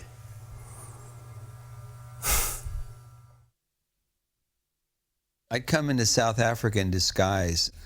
I had a shaved head, and I had to wear a cut-down woman's wig and a safari suit that was 2 sizes too big. That's all I can muster together before I left for South Africa from Mauritius. They would allow devotees to preach, South African devotees to preach, but they didn't like foreign devotees coming in because they saw them as potential agitators against the apartheid program. So I came in this way, and somehow or another I got through immigration. It was a great miracle. Somebody had lost their passport, and they held everybody up for so long that they finally let everybody through without hassling too much. Anyway, when we were leaving the country, I left in a separate car, and they asked us to wear these clothes that we had worn to disguise ourselves. So I went through customs and immigration in these clothes, and they didn't care so much as we were leaving the country. So I went through ahead of Prabhupada. He didn't see me in this outfit. And as I was waiting in the waiting room, Prabhupada came in. When I turned around, he looked at me, and he saw me in this outfit, and he bent over in a belly laugh, laughing. I had never seen Prabhupada laugh like that. And then the laugh kind of turned into a chuckle. And I knew he was laughing at how ridiculous I looked. But at the same time, when it kind of turned into a light chuckle, it was like the laughter was on 2 levels. The first level is how ridiculous I looked in that outfit. The other one was somehow he knew who I was spiritually. He could see my spiritual identity. And he was kind of laughing at the material predicament I'd gotten myself in the material world, getting a material body. But it was done with affection. And it was a very touching moment. Anyway, I got Prabhupada to laugh, so that was nice.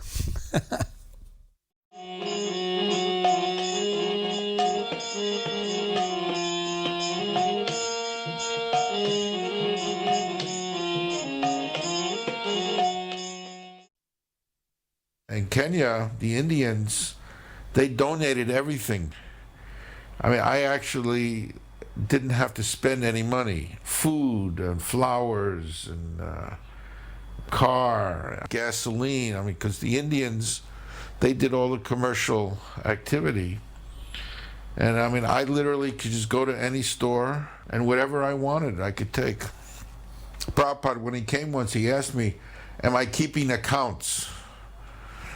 I said, no, Prabhupada. He said, oh, why? You're not keeping? I said, because I'm not spending anything. He said, oh, that's perfect accounting. When I first came to Africa, I was afraid to preach to the Africans. I had been arrested in Turkey previously for having Harinam on the street. I had bad experience in these other countries, these other cultures. So when Prabhupada came, he saw I was preaching only to the Indians. He didn't like it at all. And he said, if you do not preach to the Africans, then I will do it. And then he arranged with some Indian leaders to get a hall in an African area. And he told the devotees to just throw open the doors and have kirtan. And they did that, and immediately the hall filled up with hundreds and hundreds of people. Prabhupada was just, insistent on preaching to the Africans. He didn't want any, discrimination. Preaching should be done to the indigenous people, not just the Indians. Indians, Europeans, and Africans dancing together. That was his final instruction to me. Prabhupada had an accident in Mauritius and he'd injured his leg, and I heard he liked yellow roses, so I picked a yellow rose and gave it to him. So on his morning walk, he was smelling the rose all the way to the park, and when he was sitting in the park, and all the way back again. And Prabhupada was sitting in a gazebo in the park, and I remember when the sun came up, Prabhupada looked so beautiful sitting there with the sun coming up behind him, and that was really nice. And Prabhupada was sitting in the airport waiting to take his flight, and a few of us were sitting around him. And there was a German couple, and they had a little baby, and the baby started to crawl towards Prabhupada's feet, and Prabhupada had slippers on, and the baby started to suck Prabhupada's toes, and they tried to take him off, but Prabhupada said, no, leave him. So this baby got such mercy, and Prabhupada must have gone on the aeroplane with wet toes.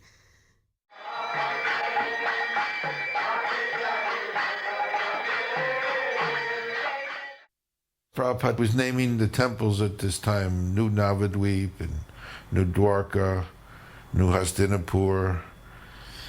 So I asked Prabhupada to name Nairobi Temple. I thought I would get some nice New Vrindavan, whatever. Prabhupada named the temple Kirata Suddhi. Kirata comes from the Bhagavatam, that verse of Pulinda, Pulaksha, the Kasha, all the, you might say, non-Vedic races. Kirata is the Aborigine. But they can also be purified by the pure devotee, Prabhavishnu. And Kirata Suddhi means the place for purifying the Aborigines. I really couldn't put that on the sign at the front gate, But this is what Prabhupada wanted for Africa. It was preaching to the Africans. My school was quite near the temple, about 10 minutes. So I had GCSE O-levels at that time, at 16. I used to get dropped off early because I had to study. And then I used to come to the temple for 7 o'clock Prabhupada Puja. So every day I used to go to the temple, as many days Prabhupada was there. So then I used to see Prabhupada sitting on the Vyasa-san, and we used to throw flowers. And then I used to be dancing and leaping up in the sky, and Prabhupada smiled at me. I wasn't shy or anything, like stay at the back. I was just there in the front. So then once Prabhupada threw a flower at me also. You know, it was really like close bond. And then there was a big program, very huge program, and so many Indian people were there in the outdoor. They had a marquee and all. I went with my friends, so we were right at the back. And then I wanted to stay, but they wanted to get back. So many people. But I wanted to pay obeisances. So I went right at the back, near Prabhupada's Vyasasana. So Prabhupada was looking ahead. I had some flowers I had picked from the garden. And then I was thinking, now shall I just leave them on the side? And Prabhupada didn't turn. So I was feeling a little hurt that I wanted for him to acknowledge that I've come. But still Prabhupada was looking in the front. And they were getting late. So I said, okay, I'll just leave them on the armrest and just go. So as I was about to just leave them, Prabhupada immediately turned. He looked at me, smiled, and took flowers from my hand. So it was really nice. And then one other time, me and my brother, we used to go. Prasadam room was there, and then you had to go see Prabhupada's room. So we would just go and sit there. And then there's other devotees, they'd say, oh, Prabhupada's very busy, you can't see him. But we just keep sitting. And then when the door used to open and Prabhupada used to see us sitting, he used to call us, come, come, like that. So we used to go, pay obeisances, then Prabhupada used to give us prasad. So it was very, very nice. And once I remember particularly, I went to see Prabhupada when he was leaving. And I said, Prabhupada, please bless me with your personal service. And then Prabhupada said, Shadi ke baad, that after marriage. And I said, Shadi kyun karni? Why does one have to get married? And then Prabhupada said, for asra, for shelter. And I said, but why can't I have your shelter? Because I would like to render some personal service to you. And then Prabhupada kept quiet. And then I said, why can't I have your shelter? It was like daughter, father, very close bond. It was just very natural. I wasn't feeling like I shouldn't say this. I just said, why not? Why can't I have your shelter? In Hindi, Aapka asra nahi hai. That's what I said. Don't I have your shelter? And then he just kept quiet. Then I asked him again. And then he said, hai. Yes, you have. Then I paid my obeisances. And that's the last time I saw Prabhupada. But it was so nice.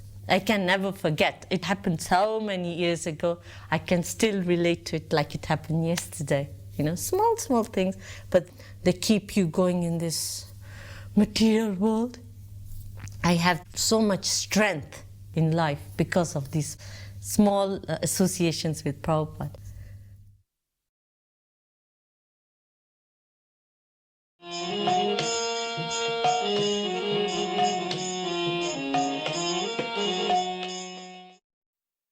I was getting up early most of the time, probably just because of jet lag, but I didn't think about it as jet lag back in those days. Got up early, was circumambulating the temple. It must have been around 3:30 in the morning. I used to chant very, very loud. The second time around, Hari Saripur leaned over the balcony and yelled down to me, "Hey Prabhu, you're chanting too loud, it's disturbing Prabhupada's translations." So I was immediately shocked, thinking, oh no, I've offended Prabhupada. That was the last thing I wanted to do, come there and offend the spiritual master. So I was in really anxiety the whole morning. And then Mangalarti came and they made the announcement. So Bhavananda Maharaj at the time was saying somebody was chanting so loud their job that it disturbed Prabhupada's translations. So that made my anxiety multiply. So then Prabhupada was giving class and he was speaking on Nrsingadev and Prahlad Maharaj. I think that particular verse was the verse where Prahlad was sitting on Lord Nrsingadev's lap, and Nrsingadev was patting Prahlad Maharaj on the head. And Prabhupada was saying how chanting Hare Krishna is the same as when Nrsingadev patted Prahlad Maharaj on the head and touched him and purified him. When we chant Hare Krishna, Krishna is dancing on our tongues. And he was looking from one side to the other, and he finally came around to my side where I was standing, and he looked me right in the eyes. And I felt this transcendental potency from Prabhupada come and just bathed me. and cleansed me of all that anxiety. And as he was looking at me, he was speaking that, do not think that the Hare Krishna mantra is a material sound vibration. It's not. It's spiritual. It's perfect. But I took it that I was chanting too loud, not really understanding the potency of the holy name, that I needed to really deepen my understanding of chanting. So then when he looked at me, it was just so amazing. It was like a forgiving type of glance. And the effect was definitely forgiving because I just felt purified. It wasn't like he took offense or anything. Just looked and purified me and gave me a little instruction within the general instruction of the class. So it was wonderful. Srila Prabhupada was actually always anxious about getting people to be attracted to Mayapur. He said Mayapur should be connected by road, by water, by air, and rail. These connections to Mayapur should be made. And he often used to say, we have a nice temple here. He said, why no one is coming? He would often express his concern like that. One occasion I heard him, before he gave Bhagavatam class, he said, why no one is coming? We have a nice temple, nice facility. Why no one is here? And then later on more people started coming. And Srila Prabhupada used to often sit in the evening, like 4 or 5 o'clock. He would sit on the second floor of the Lotus building on the veranda. He used to look over towards the main gate. And you just see all the people coming in. He was happy to see that gradually more and more people were coming as years were coming on. But he had big ideas for expanding. He always had big ideas.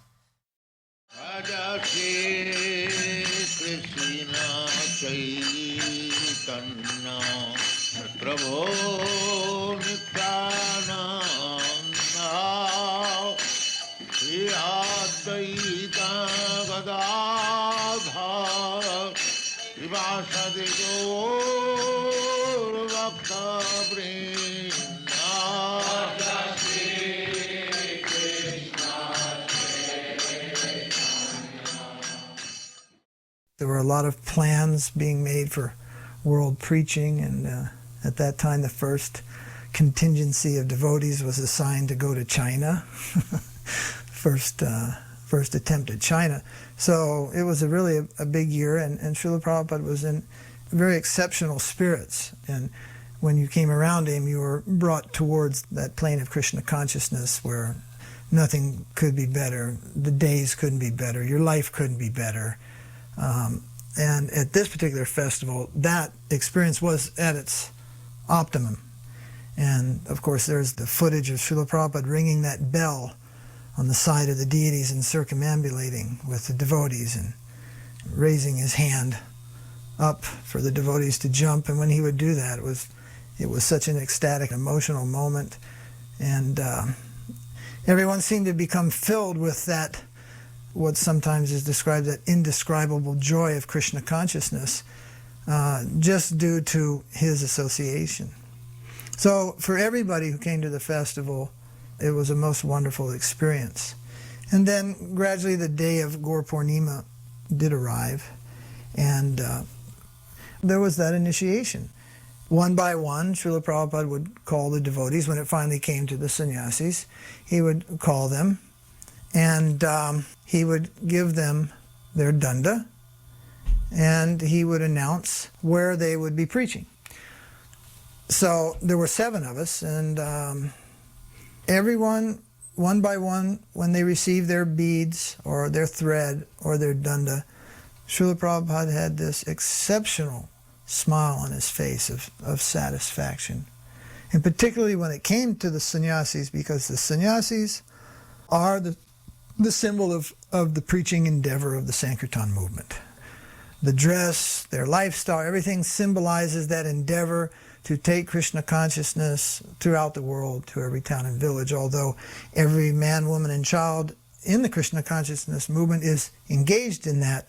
The sannyasis are at the forefront, and they are the symbol of that endeavor. They are there on call 24 hours a day for that purpose. And Srila Prabhupada expected of them leadership in that role, particularly of preaching and spreading the Sankirtan movement. Some years earlier, he had expressed a desire that I would like an army. I want an army of sannyasis. So it was a couple years before I heard that, and I thought, I would like to join that army. So that was 7 new sannyasis on that day. That was a big step forward in building that preaching army. So he was very, very happy, very pleased about that. There was some controversy at the time about the Radha Damodar party, and that culminated in Tamal Krishna Maharaj accepting an assignment to China. And he had asked that I accompany him, and Prabhupada had approved. So then that next morning, for the sannyas initiation, there was Guru Puja, and I got to lead it. And I was playing Madranga, and I was jumping up and down and leading everyone around and circumambulation parikrama of the temple. And Prabhupada would stop and play the bell every time he got by the deities. So then later on that morning, Tamal said, I want to go up and talk to Prabhupada about China. So we went up, we went through his room to the back. He was sitting on the mat. Hari Shari was massaging with oil. And Prabhupada looked up. Tamal said, Srila Prabhupada. And Srila Prabhupada looked past him at me and said, if you lead kirtan like that, the whole world will follow. I was seated with Lakshminath Prabhu, and we were seated on a bench on the balcony just beside the stairs on the Lotus building on the first floor. And we were chanting our japa. It was during the japa period in the morning. And I imagine that the person who was in charge of cleaning Srila Prabhupada's room was unavailable for some reason. So a devotee came running down the stairs, and there was another devotee sitting at the other end of the bench. So this Prabhu came down and asked him first, Prabhu, we need somebody to clean Srila Prabhupada's room. Could you come up and clean his room? And the devotee answered, I have to finish my rounds. And Lakshminath and I couldn't believe what we had just heard. Because in those days, there wasn't much to do in Mayapur besides chant rounds. So he had all day. And so we just looked at each other. We were like, we'll do it. So we jumped up. We ran up the stairs. And we helped this devotee. We got to make Srila Prabhupada's bed that he had slept in that night. We swept his room. And we were able to get a nice big dustpan full of dust from the lotus feet of Srila Prabhupada. And not missing an opportunity, we hung our heads over the balcony and we poured the dust over both of our heads and really massaged it in. And we felt ourselves to be the most fortunate people on the planet. Everybody was talking about this one devotee named Anantaram Shastri. He was a Vaishnav.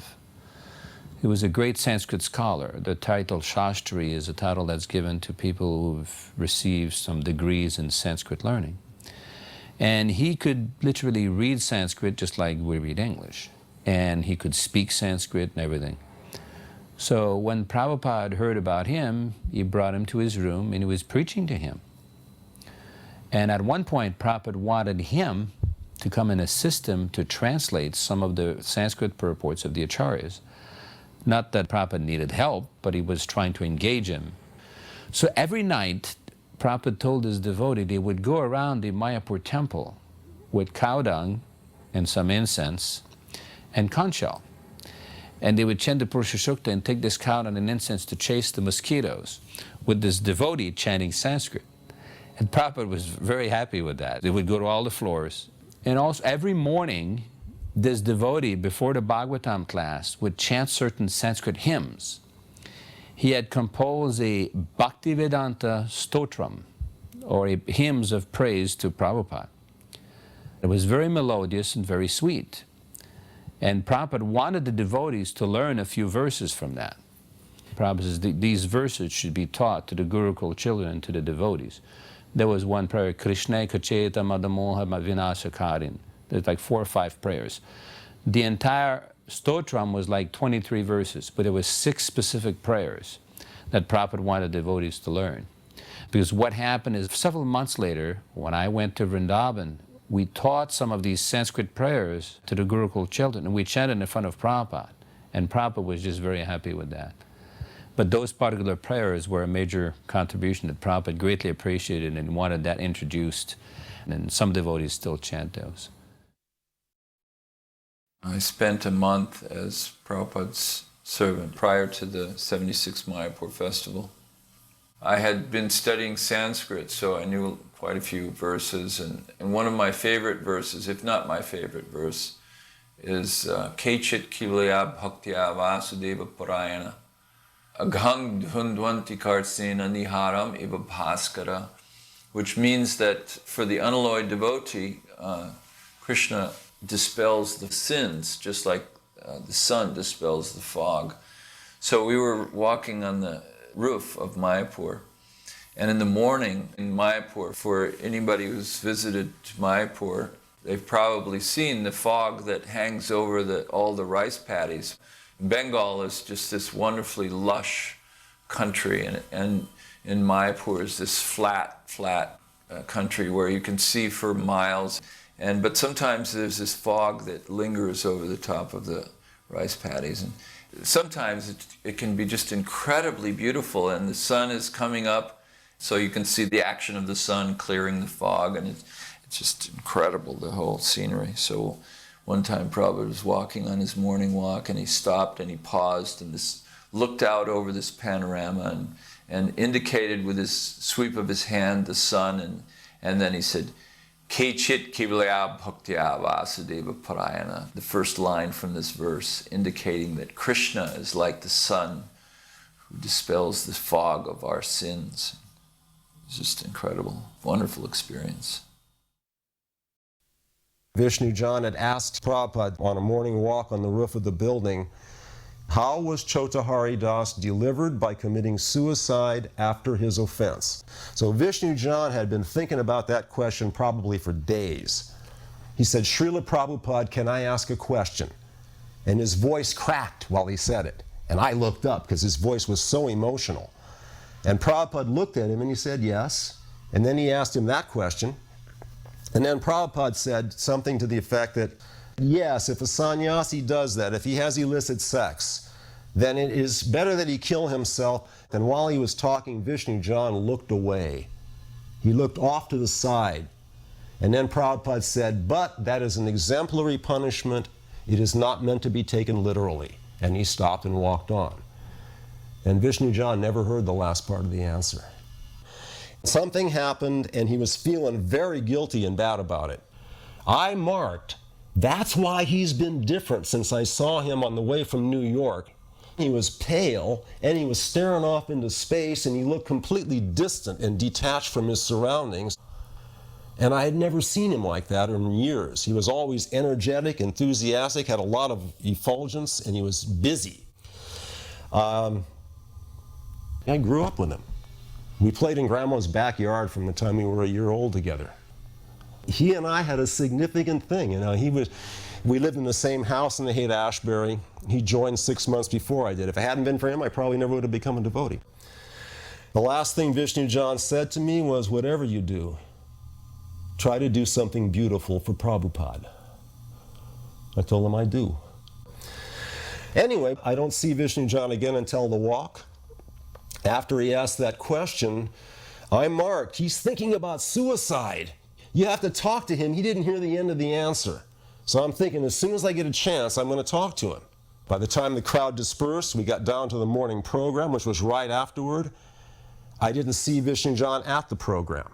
He disappeared. I never set eyes on him again. I never got a chance to talk to him.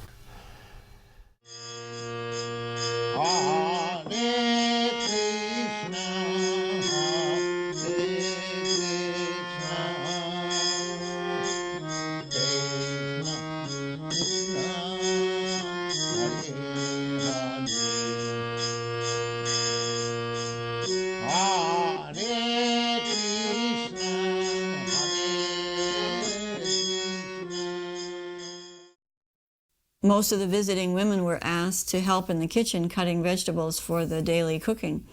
So I would go down and cut vegetables, but at a certain time I knew was the time when Srila Prabhupada was coming back from his morning walk. So I would desert my post and run down to the main gate and see Srila Prabhupada coming with a small group of devotees across the fields.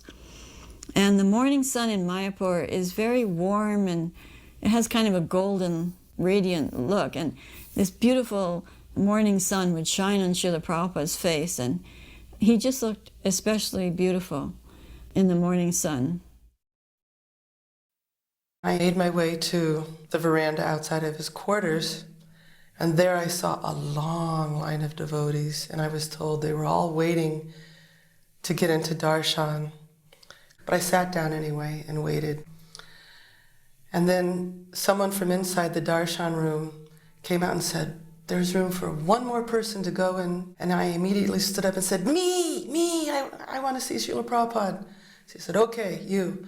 And all of those devotees who'd been waiting longer than me, I walked past them and in to see Srila Prabhupada. I had these bananas. I felt so lucky. So I walked in the door, and there was Prabhupada sitting behind his little desk, and I didn't know what to do. I didn't know if proper etiquette was to offer my obeisances first and then give him the bananas, or to give him the bananas and then offer my obeisances. I was very confused. I looked at Srila Prabhupada, and he smiled at me, and I felt, oh, he knows me. I knew that he could see that I was very confused and didn't know what to do, and the smile was not only of welcome, but it was some amusement also to see me in such a state. But I felt like he was looking at me and no one else but me, and he was welcoming me as his daughter, and he was so happy to see me that it had been a long, long time, and we were finally seeing each other again. That's how I felt, that it was a great distance, a great time had elapsed, and we were once again united. I don't remember if I offered my obeisances or gave the bananas first. The next thing I remember is I was making my way to the back of the room where I sat and listened to him speak. Truly, I don't remember anything that was said in that darshan, but I was happy just to be there in his presence and to hear him speaking. It was just so beautiful in Mayapur, the wheat fields and the rice fields and the banana trees and the birds flying. And one day I went with a small group of people down to the Ganges. We went out into the water and sat down, bathed in the Ganges. And I had another moment of that, just pure clarity that I had the first time I saw Srila Prabhupada. Just total peace, total clarity. I mean, you could see that the Ganges had silt in it and stuff like debris floating by. But that was only the outer, the visible things. There was a sensation or an experience of transcendence. It was wonderful. At the Mayapur festival, Prabhupada had called in the leaders to his room, and he requested that they would pray for me and give their blessings, that I was pioneering and taking great risk in the communist countries, shipping his books to people who he never thought would actually take them. And he was so happy that not only were they scholars, but they were behind the Iron Curtain, and they were so favorable. And knowing that we were risking maybe our lives or could be put in jail, that Prabhupada asked the leaders that they give their blessings, that they make special prayers to Ganesham. So one or two of the leaders mentioned that Prabhupada, all that's needed is your prayers. You're Krishna's special servant. But Prabhupada distinctly said, no, you give your prayers and you give blessings, because Krishna, he will respond to the prayers of the devotees. And this was an example of Prabhupada's humility, and is also, I think, an example of him encouraging us that we need to be always thinking about the welfare of each other, work as a team, and trying to offer our service to him and to Krishna. I remember we were walking one time and Prabhupada said, you build the buildings and people will come and stay here, you'll get plenty of guests. But some people expressed, how are they going to come? It's such a remote place. And Prabhupada said, no, people will come here, you'll see. So many people will come, and now Mayapur is packed with tens of thousands of people every day. 30,000 people on the weekends, in the winter. Big festive days, over 100,000. Initially there was nobody. It was very quiet in the early 70s. And now it's become very active, just as Prabhupada predicted. He had the vision. I remember one time I was walking with so many GBCs, he turned to one and the other, and he'd tell them how he's depending on one or the other to build a big temple in Mayapur. He was trying to inspire them to fulfill his mission. After telling them that they should do it, how he's depending on them, then he also told that he was depending on me. So we knew it was a team effort. It was going to require many devotees' cooperation to pull it off. Building a spiritual city here and temple of Vedic planetarium, which will propagate the message of Lord Chaitanya all over the world, fulfilling the desire of the previous acharyas.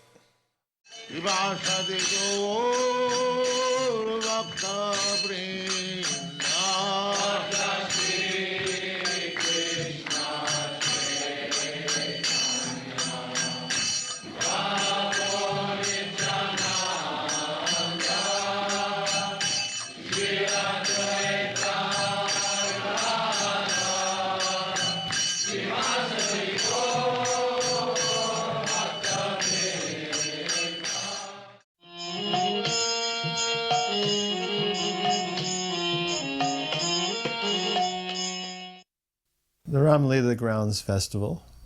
It was an interesting event that after one of the programs, Srila Prabhupada came into the back, and this was a normal thing after the program. Prabhupada would go into the room and sit down, have a glass of water, sometimes talk with us. So I was alone with Srila Prabhupada, and he turned to me and asked, "What did you think of the kirtan?" And I said, "I thought it was okay." Prabhupada said, "No. It was clanging and banging. Kirtan should be sweet and melodious." She says, "Come, let us go to the ashram and have kirtan." So myself, Srila Prabhupada, Bharadraj, and Prabhupada's servant, the four of us went in a car to the ashram, went to Prabhupada's room. Bharadraj got a harmonium. We sat down, Bharadraj played the harmonium and led, and I believe Prabhupada also sang. It probably exceeded 1 hour. And then Prabhupada nodded that the kirtan could stop and turned to me and said, "So sweet and melodious."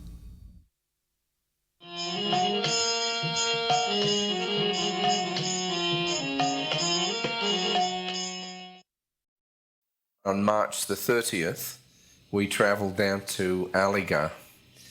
Aligarh is a city of about 300,000. It's mainly Muslim. But we had a life member there. His name was Surendra Kumar Saigal. He had a big house there, like an estate, and he was the owner of the Tiger Lock Company. Prabhupada stayed at Surendra Kumar Saigal's house. He was a nice man, and his wife actually was a worshipper of Krishna. When we went to the house, she took us in to a small deity room that they had, and they had a very nice deity of Krishna. She used to do some simple puja every day. Prabhupada liked it and encouraged her, but he told her that she should buy a deity of Radharani.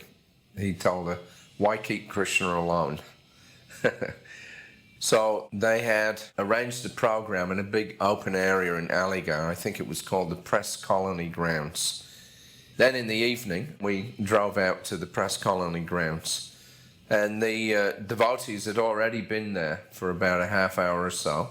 And because it was during the festival period, of course, there were a lot of devotees. And they were doing a very, very lively kirtan. You can see from these pictures that they were very enthusiastic, jumping and dancing. And when Srila Prabhupada came, of course, they became very exuberant. Because a lot of the devotees, of course, only saw Prabhupada once a year. And for many of them to have the experience of doing a Pandal program in India with a huge crowd. There was probably about 7,000 people that turned out for it. It was a very wonderful experience for them. So they were naturally very enthusiastic in their chanting and dancing. And when Prabhupada came, he also seemed to become very enthused by the presence of the devotees and the size of the crowd. So you can see he's on the Vyasa there, he's very happy, playing his kartals, he's chanting along with the devotees. And the lecture that Prabhupada gave was all about chanting the holy name. He quoted this verse that if you just chant the holy name of Krishna even once, it will destroy more sins than you can commit in a whole lifetime. So he was really encouraging the crowd. You know, these are my disciples. You can see how they've been transformed by the chanting of the Hare Krishna mantra. So you all take up this chanting as well. But the program, interestingly enough, had been organized by a friend of Mr. Seigel's, who was the head of the Ram Tirtha mission. Ram Tirtha is a well-known Mayavadi. And this man got swept up with the excitement of having all these Western devotees coming. So he had arranged for all the pandal. There's this very wonderful silver Vyasa that Prabhupada's sitting on there. And it was a very nice arrangement. Big area, nice stage and everything. And after we'd had the pandal, then of course we stayed at Seigel's house. And then the next day in the morning, we went from Aligarh to Vrindavan. So before Prabhupada left Aligarh, this man from the Ram Tirtha mission came and he presented Srila Prabhupada with a set of 3 books, compilations of some lectures that had been given by Ram Tirtha Swami. So Prabhupada was very cordial, he thanked the man, but he didn't pay any attention to the books at all. He didn't even touch them. And then the man, you know, he had a couple of minutes and then he went off. So then Prabhupada got up and he walked out. He didn't take the books with him. He didn't even look at them. So I had a squint inside one of the books. And when I opened it up, I looked in one of the lectures, a lecture he delivered to some Westerners. So it started off with the words, myself in the form of ladies and gentlemen.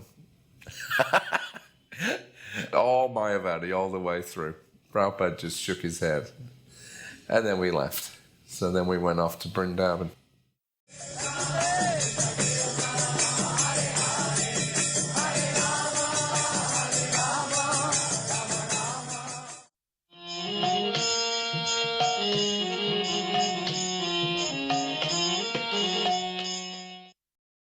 After entering the room for initiation into the Gayatri Mantra, I offered my respects to Srila Prabhupada, and when I got up, I cried out, Jai Srila Prabhupada, at which Srila Prabhupada responded, Jai Srila Prabhupada. And at first I was a little taken aback, but in a split second I realized that this was Srila Prabhupada offering respect to his spiritual master. And this was a lesson to me that a spiritual master never accepts gifts or praise or any kind of respect on his own behalf, but always on behalf of his spiritual master, and then the spiritual master in turn passes this on to his. And in this way things are offered ultimately to Krishna himself. Prabhupada used to come down to the temple in the evenings, late afternoon, early evening, and give darshan to the devotees. Sometimes he would speak. Sometimes he would have others speak. For instance, he had Bhakti Prem Yogi read from his translation of Prabhupada's Srimad Bhagavatam into Hindi, and then he would give corrections and comments on the translation. Later on in 1976, when he became more ill, he used to be brought in his palanquin chair, and he would sit under the tamal tree. The devotees would all gather around him. The sannyasis would be flanking him close by, and then everyone else would sit around, and then he would see the deities, and then he would sit under the tree, and there would be kirtan, usually mostly just kirtan, not much in the way of speaking. The different devotees would lead kirtan, especially this Bengali devotee, Satchidananda, used to lead. Prabhupada liked his kirtan very much. Satchidananda's, I think, grandmother was a disciple of Bhaktivinoda Thakur, so he had a kind of a Gaudiya lineage. But on one occasion, a devotee was a kind of flamboyant devotee, dressing, and kind of fancied himself a great kirtan singer. At one point, he decided he was going to lead the kirtan for Prabhupada in the courtyard, and he began with this tremendous flourish, very elaborate, intricate mridanga beat, and began singing in this exquisite style. And Prabhupada just immediately looked disgruntled and kind of waved his hand that he didn't want him to chant. And he pointed to one of the Gurukula students. Now, the particular boy he pointed to, his name was Kapila, and didn't have much of a clue how to play mridanga, but he wailed on it, pretty enthusiastically. So he began to chant. He became completely red in the face, and he was just chanting. I mean, from the material point of view, it sounded awful. But Prabhupada was clapping his hands and smiling and encouraging and appreciating. But Prabhupada detected some pride or arrogance or something like that in this devotee who was leading, and wanted to instruct him. And he didn't instruct him by directly confronting him, but he just by choosing someone to chant who, for sure, was chanting with tremendous sincerity, from the core of his heart. He was trying to please Prabhupada. Because of his attitude, Prabhupada was pleased. So it was a kind of an instructive incident that he was showing that it was the devotion that he was interested in, and not the flamboyant, putting on a show kind of mood. Hare Krishna, Hare Krishna, Krishna Krishna, Hare Hare, Hare Rama, Hare Rama, Rama Rama, Hare Hare.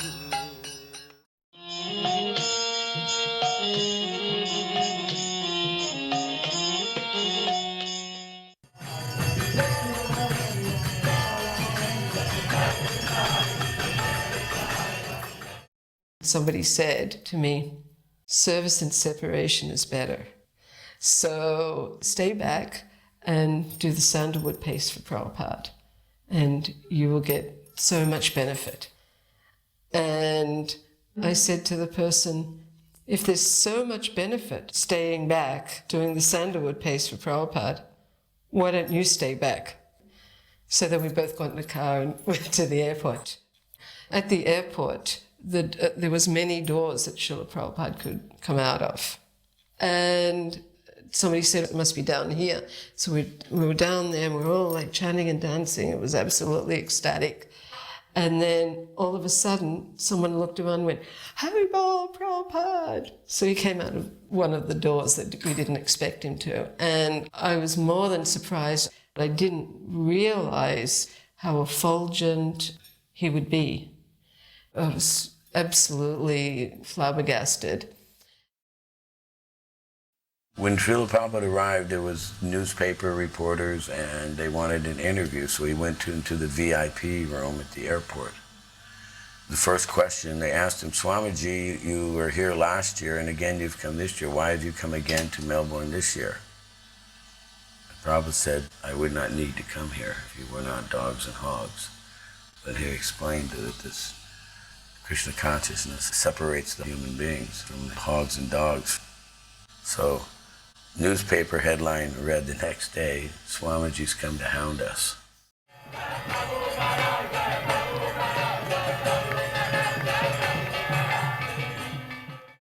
Guru Kripa Swami was the GBC at that time, and Hari Sori Prabhu was Srila Prabhupada's servant on that visit.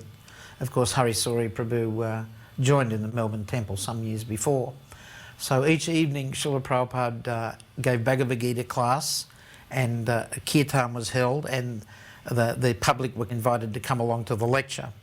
So I remember each evening, Guru Kripa would lead a very, very ecstatic kirtan, and Prabhupada would sit and watch the kirtan each evening. We used to run up and down the whole temple room and jump. Each time we would go to one end, we would all do a big jump. And then we would run down to the other end in front of the deities and jump before them. And one night we were going on like this for about 15 minutes, and Prabhupada was sitting there and he was so happy, and every time he'd jump he would motion with his hands like this. So he was in ecstasy to see the wonderful spirit of the kirtan. And when Guru Kripa Prabhu went to his room one evening and came back, he told us how Prabhupada thought that our kirtans are very wonderful. Going back to the Melbourne Temple, I'm sitting next to Srila Prabhupada in the back. And as we were driving, there was a tape playing. He told me, this means that the waves of mercy from Lord Nityananda throw one down into the ocean of love of Godhead. He was smiling, sitting there. It was very nice.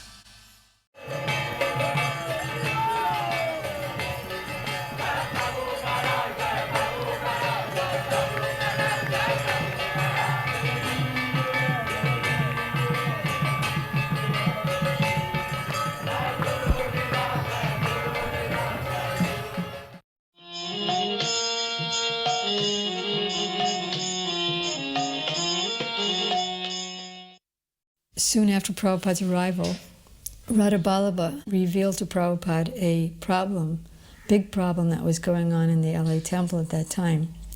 A group of men and women, which was called the Gopi Bhava Club.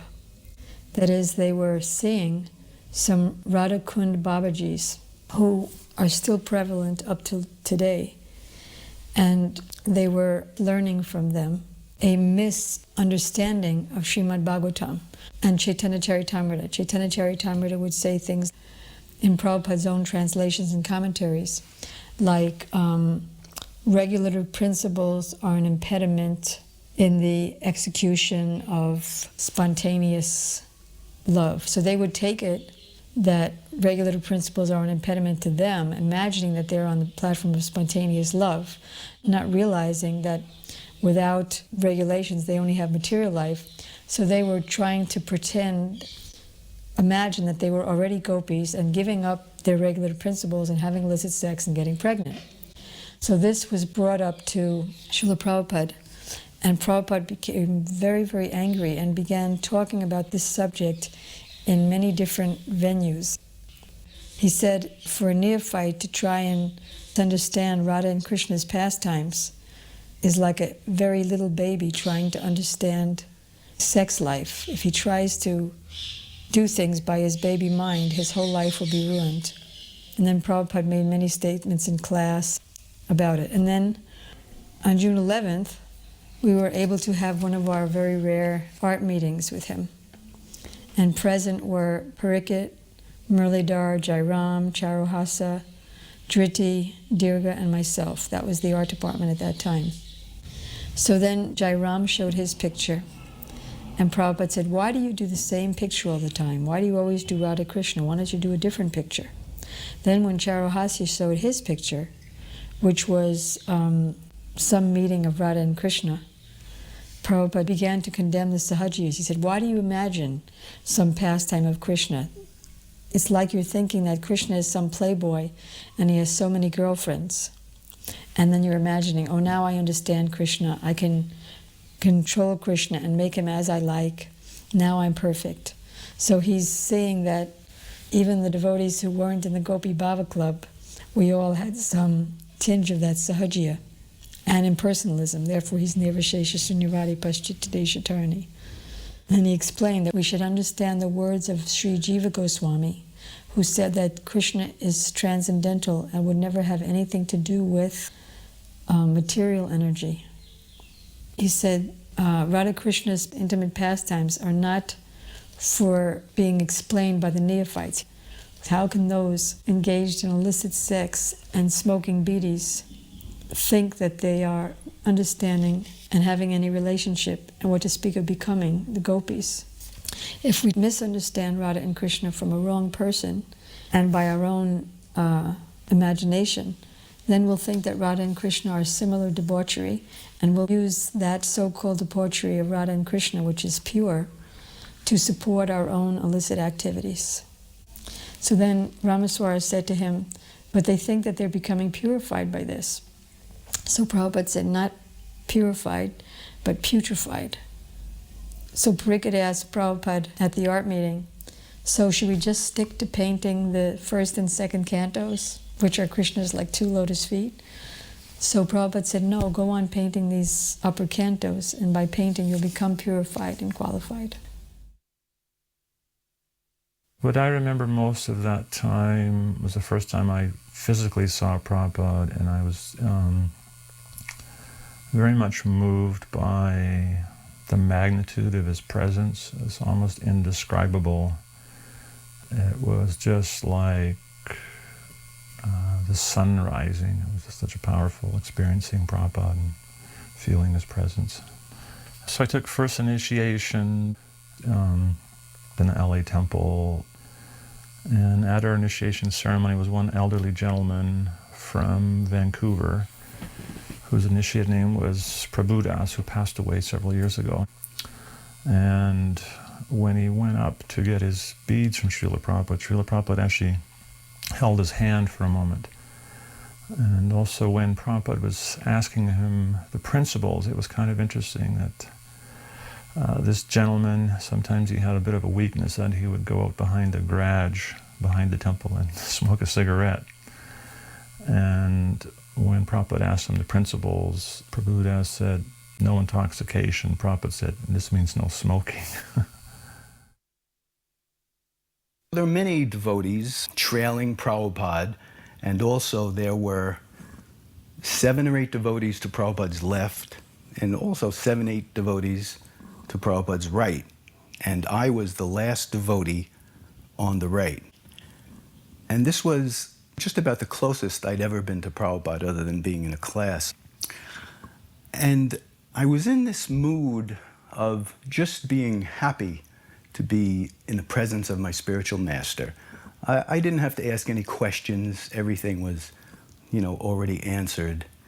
And in that mood, the questions that were being asked of Prabhupada by all the big guns, it appeared to me like they were just trying to hear themselves speak. And I was thinking, why don't they just be happy to be in the presence of their spiritual master?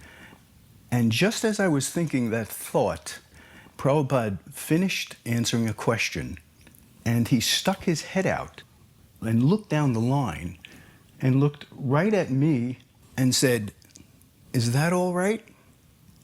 And of course, I was flabbergasted, and I realized that Prabhupada had read my mind, and he was acknowledging my sentiment. And of course, wherever Prabhupada looks, everybody looks in the same way, and they're all turning their attention to me, wondering, why is Prabhupada talking to him? He wasn't part of the conversation. And all I could do was squeak out, "Yes, Prabhupada!" And that was my moment with Prabhupada. That was personal, and no one else knew what had happened. Prabhupada had sent me to be GBC of Latin America in 1974, and within, I guess in less than 2 years, by December of 1975, somehow things had gone well. We'd printed books, and Latin America actually became the world Sankirtan champion. And up to that time, no one had ever defeated Radha Damodar. So it was a big upset. No one expected it. So then in '76, I was there, and Tamal Krishna Goswami was there. So we were walking with Prabhupada, and Prabhupada, he enjoyed this competition, so he was sort of egging us on, or just in a very sort of playful, affectionate way. There I was with Tamal Krishna, and we were on either side of Prabhupada. So Prabhupada said, "So, no one could defeat Radha Damodar, but now Latin America has defeated you." And then he was laughing, and he stopped and said, "I like this competition." I remember we were just walking on Venice Beach, and sometimes a wave suddenly comes up faster and higher than you expected. And one such wave came, we were all walking. Prabhupada had the best reflexes of anyone there, and he just scampered up the sand like a child and laughing, just like a young boy. Another time, we had arrived in Venice Beach, and we had walked, and we're back in the parking lot. So whenever Prabhupada got back to the parking lot, he would stamp his feet on the ground to get the sand off. So as we were stamping our feet, 2 big dogs came. They looked more like small horses. They were these huge dogs, and they started barking at us. I remember Brahmananda was there, and all these other big sannyasis. No one moved. So Prabhupada stepped forward with his cane and chased the dogs away. Abhaya, Charanaravinda, fearless. I had been anticipating his visit for some time and was very keen on getting some kind of exchange with Srila Prabhupada. And initially, as a book distributor, I was told that the ladies' book distribution party was going to go on one of the morning walks. But as so many devotees wanted to go on the morning walk, it was more and more evident that that wasn't going to happen. So I had heard that Srila Prabhupada liked it when the ladies oodled like they do in Bengal. So I decided that I could make an offering of oodling for Srila Prabhupada. The moment that he came into the temple room for greeting of the deities. And I was going to oodle for 3 long times, all the way to Gaurnitai's altar. So it so happened that, of course, when Srila Prabhupada came out, everyone hit the floor saying their obeisances, and I was this single young lady in the balcony oodling at the top of my lungs by myself. By the time he got in front of Jagannath's altar, he kind of tilted his head a little bit as he was listening to me oodling, questioning what I might be doing, and his brow furrowed a little bit. And by the time he got to the middle of Rukmini and Dwarkadish's altar, he just broke into this huge smile, and he kind of like whisked his head up in the direction of the balcony, and he offered me back this just huge smile of acceptance, shook his hands in pranams a little bit with his cane, and then just kind of nodded his head and proceeded over to Gaurnitai's altar. So that was the perfection of my little service I was able to offer to Srila Prabhupada. Srila Prabhupada gave cookies as usual. When there was extra cookies, then the men up front would start reaching out. Prabhupada would give out as many cookies as he had. And Manmohini brought a gallon glass jar of gulab-jamans. So then Srila Prabhupada, after he ran out of cookies, he handed out all the gulab-jamans. And he was looking on both sides of the steps on his Vyasasan for whatever edible items people had brought him, and he handed them out. And the excitement in the temple room was just growing and growing because Prabhupada was really reciprocating with everyone's desire to receive something. And so then he handed all the flowers out that were on the Vyasasan. And then he started to pull the flowers that were pinned as decorations on the Vyasasan, and he handed those flowers out. He was even throwing things up toward the balcony where most of the women were standing. And to me it was like a transcendental ball game. And Srila Prabhupada was using the flowers as little balls to play with his friends. And little did I know that actually that would be the last visit and the last time that we would have that personal reciprocation with Srila Prabhupada. I had heard that Prabhupada once in Hawaii was walking along Waikiki, and he was noticing that although there was a lot of palm trees along the street, when he looked up there wasn't any coconuts. So Prabhupada inquired about, why aren't there coconuts up in these coconut trees? And so the devotees told him, well, Prabhupada, the city feels that the coconuts may fall from the tree and hit one of the tourists on the head. So they removed all the coconuts. And then Prabhupada said that this is foolishness. Coconuts, they have eyes and they can see, and they will not fall on anybody's head. So I'm in Prabhupada's room, and all of a sudden this story that I had heard popped into my mind. So when there was a little pause, I told Prabhupada that story, and I asked him if it was true. And then Prabhupada, with his eyes very wide, leaned back and put his hand up and says, yes, that is a fact. The coconuts, they have eyes, and they will not fall on people's heads. I remember when Prabhupada called us all in emergency GBC meeting to Los Angeles because of the Umbrella Corporation. There was an attempt to centralize management, to make one corporation for all the ISKCON temples, an Umbrella Corporation. Jayatirtha was very enthusiastic to do this, and Prabhupada was saying he didn't want it, and Jayatirtha wasn't really listening. And so Prabhupada called on an emergency basis that all the GBC should come to LA. And so we all came to LA. I remember being in Prabhupada's room and Prabhupada just telling Jayatirtha we're not going to do this, and Jayatirtha was so upset he burst into tears and just ran out. And I remember then we had to actually preach to Rameshwara.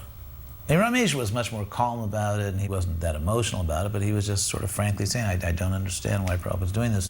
And of course, it turned out Prabhupada was perfectly right, because with all the legal cases we've had, if it had been one corporation, it would have ruined everything. So Prabhupada was absolutely right.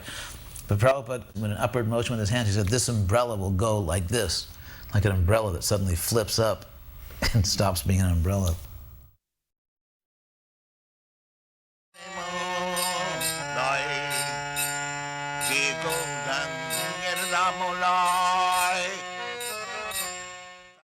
It was his first time in our studio.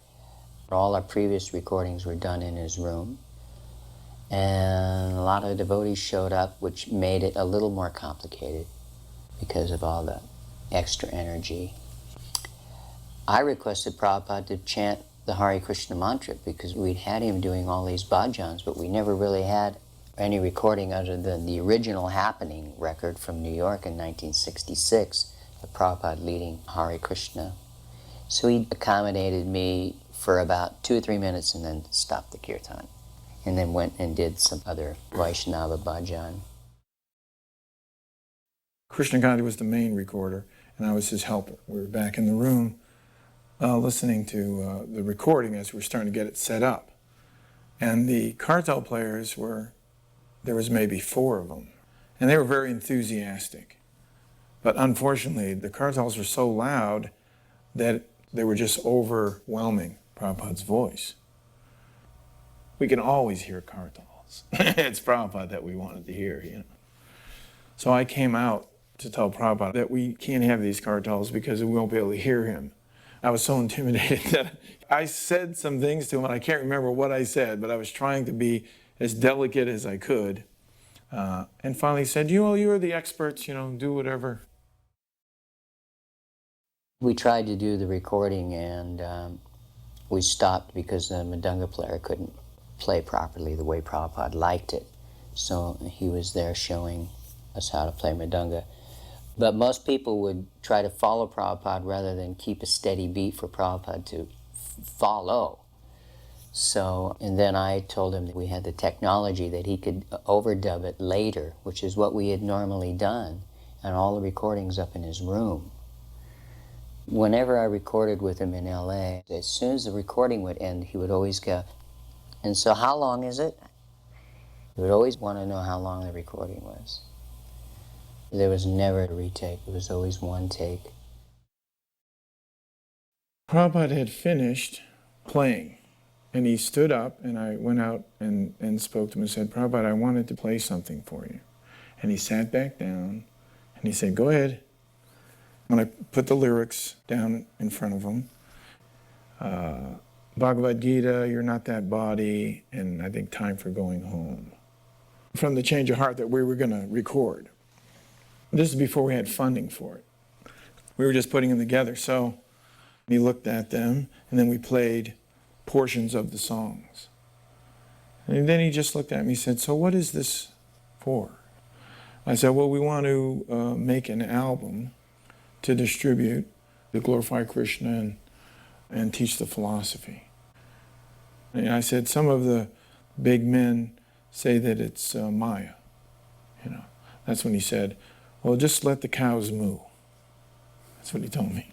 He said, just do this, it'll be successful. And then shortly after, we spoke to this gentleman and got a loan for $5,000 to do the album. And then we lined up different people and did that. I felt that was blessed, everything was happening so easily. And then the gentleman heard the album, and he said, don't even worry about paying me back. He said, this is beautiful. So that was nice. Prabhupada heard it later, and he really liked it, and he said, this could be played before the deities. So that made me feel good,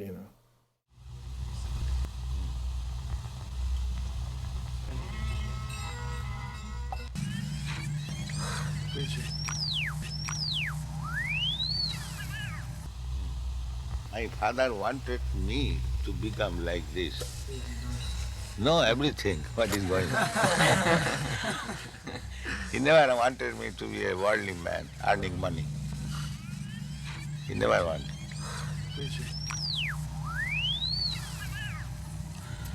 There was some arrangement for my going to England after my college education to become barrister. My father refused. No, my son is not going to be a lecturer.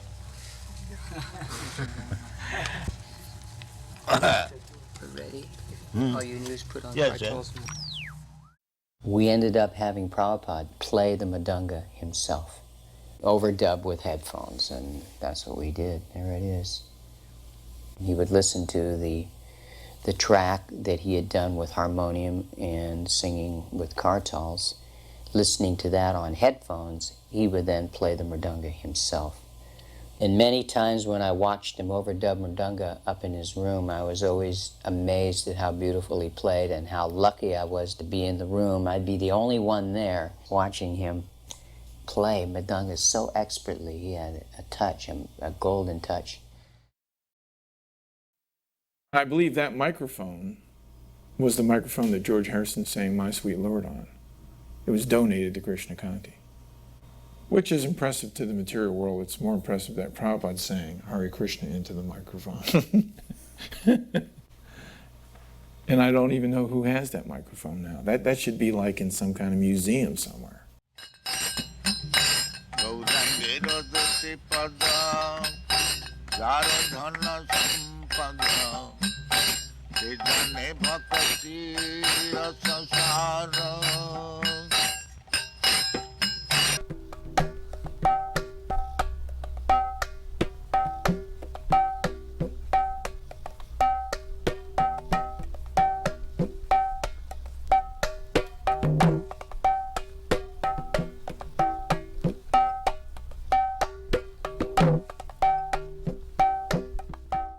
There was a plate of sweet balls and fruit that was brought in for Prabhupada. At one point he picked up an orange and ate it. And then when Prabhupada finally left, everybody bombarded the plate. So by the time I got there, everything was gone but the orange. So I took that. Yeah, and I still have it. I never thought I'd see it again. Wow. And it still tastes nice. It's very orangey. I have it wrapped up, it's on the altar. While he was being massaged by Hari Sari, I asked him if he was aware that Vishnujan Maharaj had probably committed suicide. Prabhupada suddenly looked up at me with concern and said, "Why do you think that?" And I asked him if he could remember a few months previously in Mayapur when Vishnujan had asked him, "How has Chota Haridas been delivered by committing suicide after his offense?" I recounted that story to Prabhupada, including roughly what Prabhupada had said. After I finished, Prabhupada looked at Hari Sari and he said, "Do you think he did that?" Hari Sari shrugs his shoulders. Prabhupada put his head down and said, "He might have done that." One night I went up with warm milk for him, and as soon as I opened the door there was a different energy that felt innocent and childlike. And I went over and put it down on his desk, and he had his wire rim glasses on. He was reading Krishna book, and he looked up at me very childlike. He said, "You know, when I read this book I learn things. I can't believe I wrote it." He said, "Actually, I didn't write it. Krishna wrote it." And then he put his glasses down, and the mood was very sweet. After I'd taken the plate out, I came back in to turn his bed down, and he came over to get in bed. I had never tucked him in bed before. I'd always left the room, and he was doing something. So he got in, and he curled up, and I pulled the covers up over him. And the whole thing was just so, I don't know what you would call it. It was almost like a parental rasa, somehow tucking in and he just looked up and smiled and put his head to the pillow. Srila Prabhupada decided to see the new movie that Vishaka and Yadavar Prabhu made called Spiritual Frontier about New Vrindavan, and Kirtanananda Swami flew out to look at that movie with him.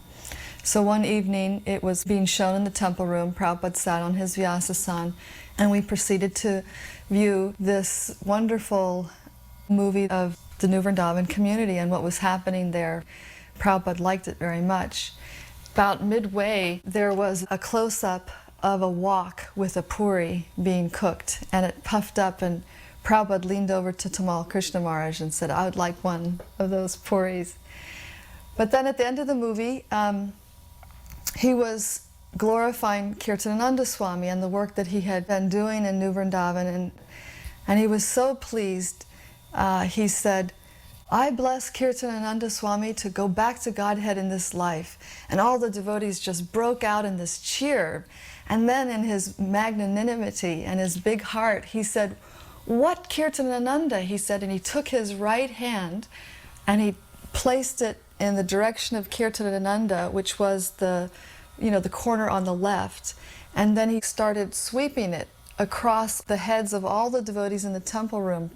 And he said, "I bless all of you to go back to Godhead." And then as his hand was moving, I remember feeling like, "Oh, Srila Prabhupada, please make sure your hand comes all the way this way," because it was all the way to the far right up in the balcony. And he did. It was a majestic movement blessing all these devotees back to Godhead. And we all just broke into this huge cheer. "Jai, Srila Prabhupada!" We're assured, definitely go back to Godhead by the mercy of the pure devotee.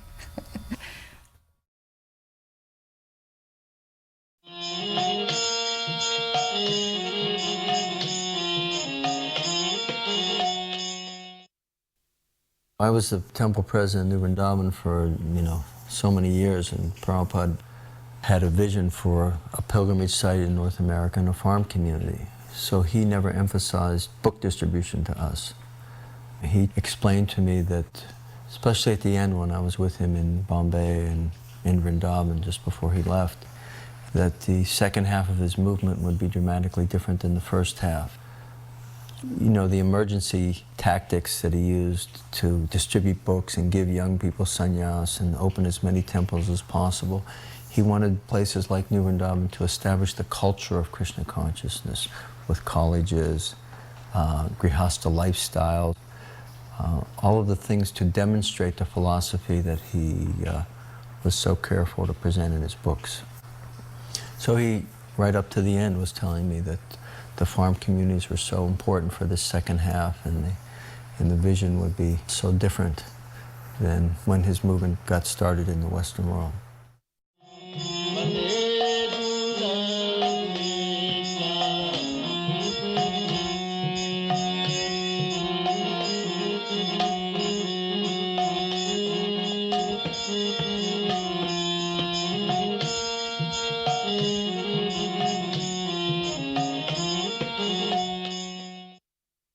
The biggest event that happened was on the 10th anniversary of the incorporation of ISKCON.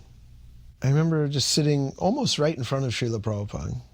He was talking about that we should spread the Krishna consciousness movement and we should make it our most important purpose in our life. And he said, "Take example from my life. It is not pride, but take example from my life. I was a householder without any qualification, but my Guru Maharaj asked me to preach in the Western countries, so I thought, let me try." So when he said, "Let me try," all the devotees cheered, because of course he'd been so successful. It was just a landmark that ISKCON had survived, flourished, and passed that magical 10-year mark, and so now it was officially a success. I was a street vendor back in '76. And an old man gave me a Back to Godhead magazine. So after reading the magazine, I wanted to get more books. So I called the temple, and when I went out there, I met a devotee by the name of Local Guru, and told him that I would like to get some books. And so I bought the whole collection. And so I was invited to come there first part of July when Srila Prabhupada was supposed to visit. So for the last 2 days that he was there, I came. And when I first saw him, he was walking in the temple and they were playing Govinda. It was the first time I ever heard anything like that. And to this day, that's my favorite song. It was the most beautiful sound. And he would go down and pay his obeisance. And to me, I said, that looks so cool. I'd never seen anything like that. So I just wanted to, just wish I could be like that. and he gave a lecture, and he was passing out prasad. So that was my first lecture that I ever heard was from Srila Prabhupada. And when he was handing out cookies, the devotees pushed me up front, and he personally handed me the cookie. So that was my first experience with prasadam. And then Prabhupada was chanting, and the devotees were dancing, and they were jumping like jackrabbits. They were like touching the ceiling. It looked like I'd never seen anything like that. So after that experience, I knew it was something very special. Before that, I had spent a whole month in June reading the Bhagavad Gita, and I read it at my vendor stand every day. It was in June, it was warm, so I'd sit outside my stand on Georgia Avenue, and each day it took me 30 days to read. And on the 30th day, I had completed it. I started on June 1st, on my birthday, so it was like a rebirth for me. And I read it for 30 days, and I couldn't stop, couldn't put it down, and it just, a whole transformation just came over me, the way I was seeing things, the way I was responding to life. It was an answer to all my questions that I had ever since I was a small child. But then actually seeing the devotees and associating with Prabhupada, it put a spark of service in my heart. And ever since then, I've been somehow connected with the devotees. Prabhupada came out to go from his quarters, which was up on the hill, down to the temple for greeting the deities in the morning. So there was supposed to be some kind of a kirtan to usher him down to the temple. Somehow or other, I had a mridanga in my hands, and I'm not a mridanga player either, really. I remember when I first joined, I would play this bing, bing, bong, bong, bing, bing, flap, flap, bing, bing, bong, bong, bing, bing, flap, flap. That was the first mridanga beat that I knew, and then there was bing, ka-ding, bong, bing, ka-ding, bong, bing, ka-ding, you know, like that, simple beat.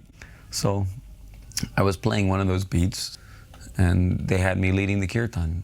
And I was just chanting the simple Hare Krishna, Krishna Krishna, Hare Hare. And I was walking right next to Srila Prabhupada. And as I was chanting away at the top of my lungs, trying to do the best I could, Srila Prabhupada just turns to me with a smile and kind of cocked his head back a little bit, looking at me with approval. And he said, Jai. It's the only word Prabhupada ever directly said to me. Yet that one Jai stuck with me. It was a Jai, not just a Jai to me, but it was a Jai in relationship to my endeavor to do Samkirtan, to sing the holy name, Hare Krishna, for the rest of my life. People from all over America were coming to celebrate the 4th of July. And that was our bicentennial. So that was a big to-do. But everyone was very excited because we were taking Srila Prabhupada down to Washington, D.C. We were going to give him a grand tour of the city. And at the same time, at the end of the tour, we were going to go and watch the fireworks. So after the Sunday feast, there was a caravan of devotees. We brought the cartels and mridangas, and then Prabhupada was in the International Harvester. As we were entering through the George Washington Parkway, because there were so many people coming into town, it was becoming gridlock, and people were literally just abandoning their cars and walking into the city.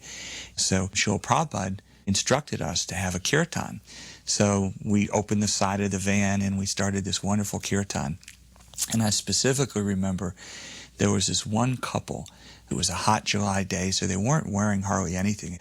And they were both holding cans of beer in their hand, but they were dancing to the kirtan. And Srila Prabhupada commented. Prabhupada said their spiritual life had just begun.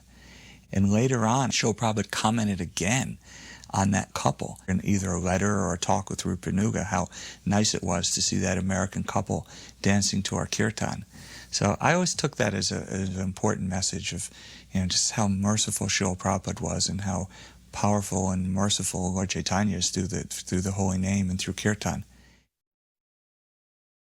I didn't get a chance to go to any of the darshans. I would be at the morning program with Srila Prabhupada, the class, the kirtan, but then I'd go on Sankirtan. So the second to last day, I came back from the airport that night. All the way back from the airport, I was just absorbed in praying to Krishna that he could make some arrangement that I could actually get some association with Srila Prabhupada. So I came back that night and I was walking into the temple and I had a recollection of some small incident that took place in my youth. You could actually feel the Super Soul say, hey, just like that, run up the hill. So I just dropped my Sankirtan bag like a person possessed, and I just started running up the hill. And I got to the top of the hill, and I could hear Srila Prabhupada's voice, but I didn't know where he was. But it turned out he was inside the pool area.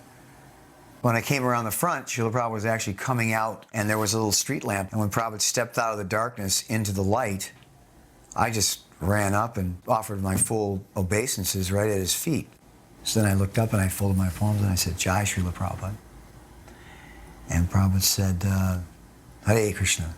And Harisari said, Srila Prabhupada, these are the airport Sankirtan devotees, they just come back from the airport. Prabhupada looked at me and said, oh. He said, you're just arriving now? I said, yes, Srila Prabhupada. Prabhupada said, long day. So, how was the success? And I said, well, myself and Vaishasika Prabhu, between us, we distributed 135 books. And Prabhupada stuck his hand up in the air and he went, ah, victory. Just like that. So we walked, we got to the steps that go up to the house, and Prabhupada said, so you don't want to come in? And I said, oh, yes, Srila Prabhupada. And I stepped out of my shoes immediately, you know. I just followed behind him. And he sat down on a sofa, and I sat down right on the floor right in front of him. And he looked at me and he said, so, tell me about the book distribution. So I started telling him different things. I said, I met one boy from Fort Jackson, South Carolina. It's a military base. He holds a class. 10 to 12 soldiers come every week and read your Bhagavad Gita together. And Prabhupada said, our Gita? And I said, your Gita, Srila Prabhupada. And he was bobbing his head, smiling really big. And he looked over at the devotees and he said, just see. That's all he said, just see. So then he said, you stay here in Washington? I said, no, Srila Prabhupada. I stay in New York. And Prabhupada said, ah, New York. I also stayed in New York. I began in New York. Like I didn't know. And Prabhupada said, you're coming to New York for the Rath Yatra? And I said, Srila Prabhupada, I wouldn't miss that for anything. He smiled and he said, Rath Yatra in New York City on 5th Avenue, most important street in the most important city, in the most important country in the world. It has been my dream always to have Rath Yatra in New York. Then he said to me, so it's late, you have not taken prasad? And I said, no, Srila Prabhupada, I just came back from the airport. And he said, you are not hungry? At the moment, prasadam was the furthest thing from my mind, you know, I didn't think of food at all. But I immediately said, oh yes, Srila Prabhupada, I'm hungry. And Prabhupada said, well, then we have to get you some prasadam. So he said, call Palika.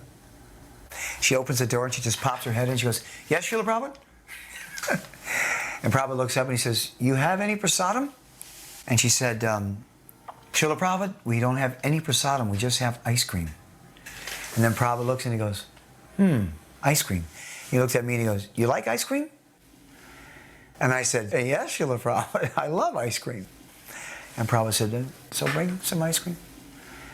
And when she brought it in, Prabhupada said, what flavor? She said, mango. Prabhupada looked at me and says, mango. It's like talking to me like a child, you know. It was blissful. And then he asked this devotee, Subhuti, where he was stationed, Subhuti Roy. Subhuti said, well, I'm in New York now, Srila Prabhupada, but I was formerly with Gargamuni in India. And Prabhupada said, ah, Gargamuni, library party. He said, yes, Srila Prabhupada. He said, so how was that? And Subhuti kind of launched into a sort of a negative description of his experience with that party.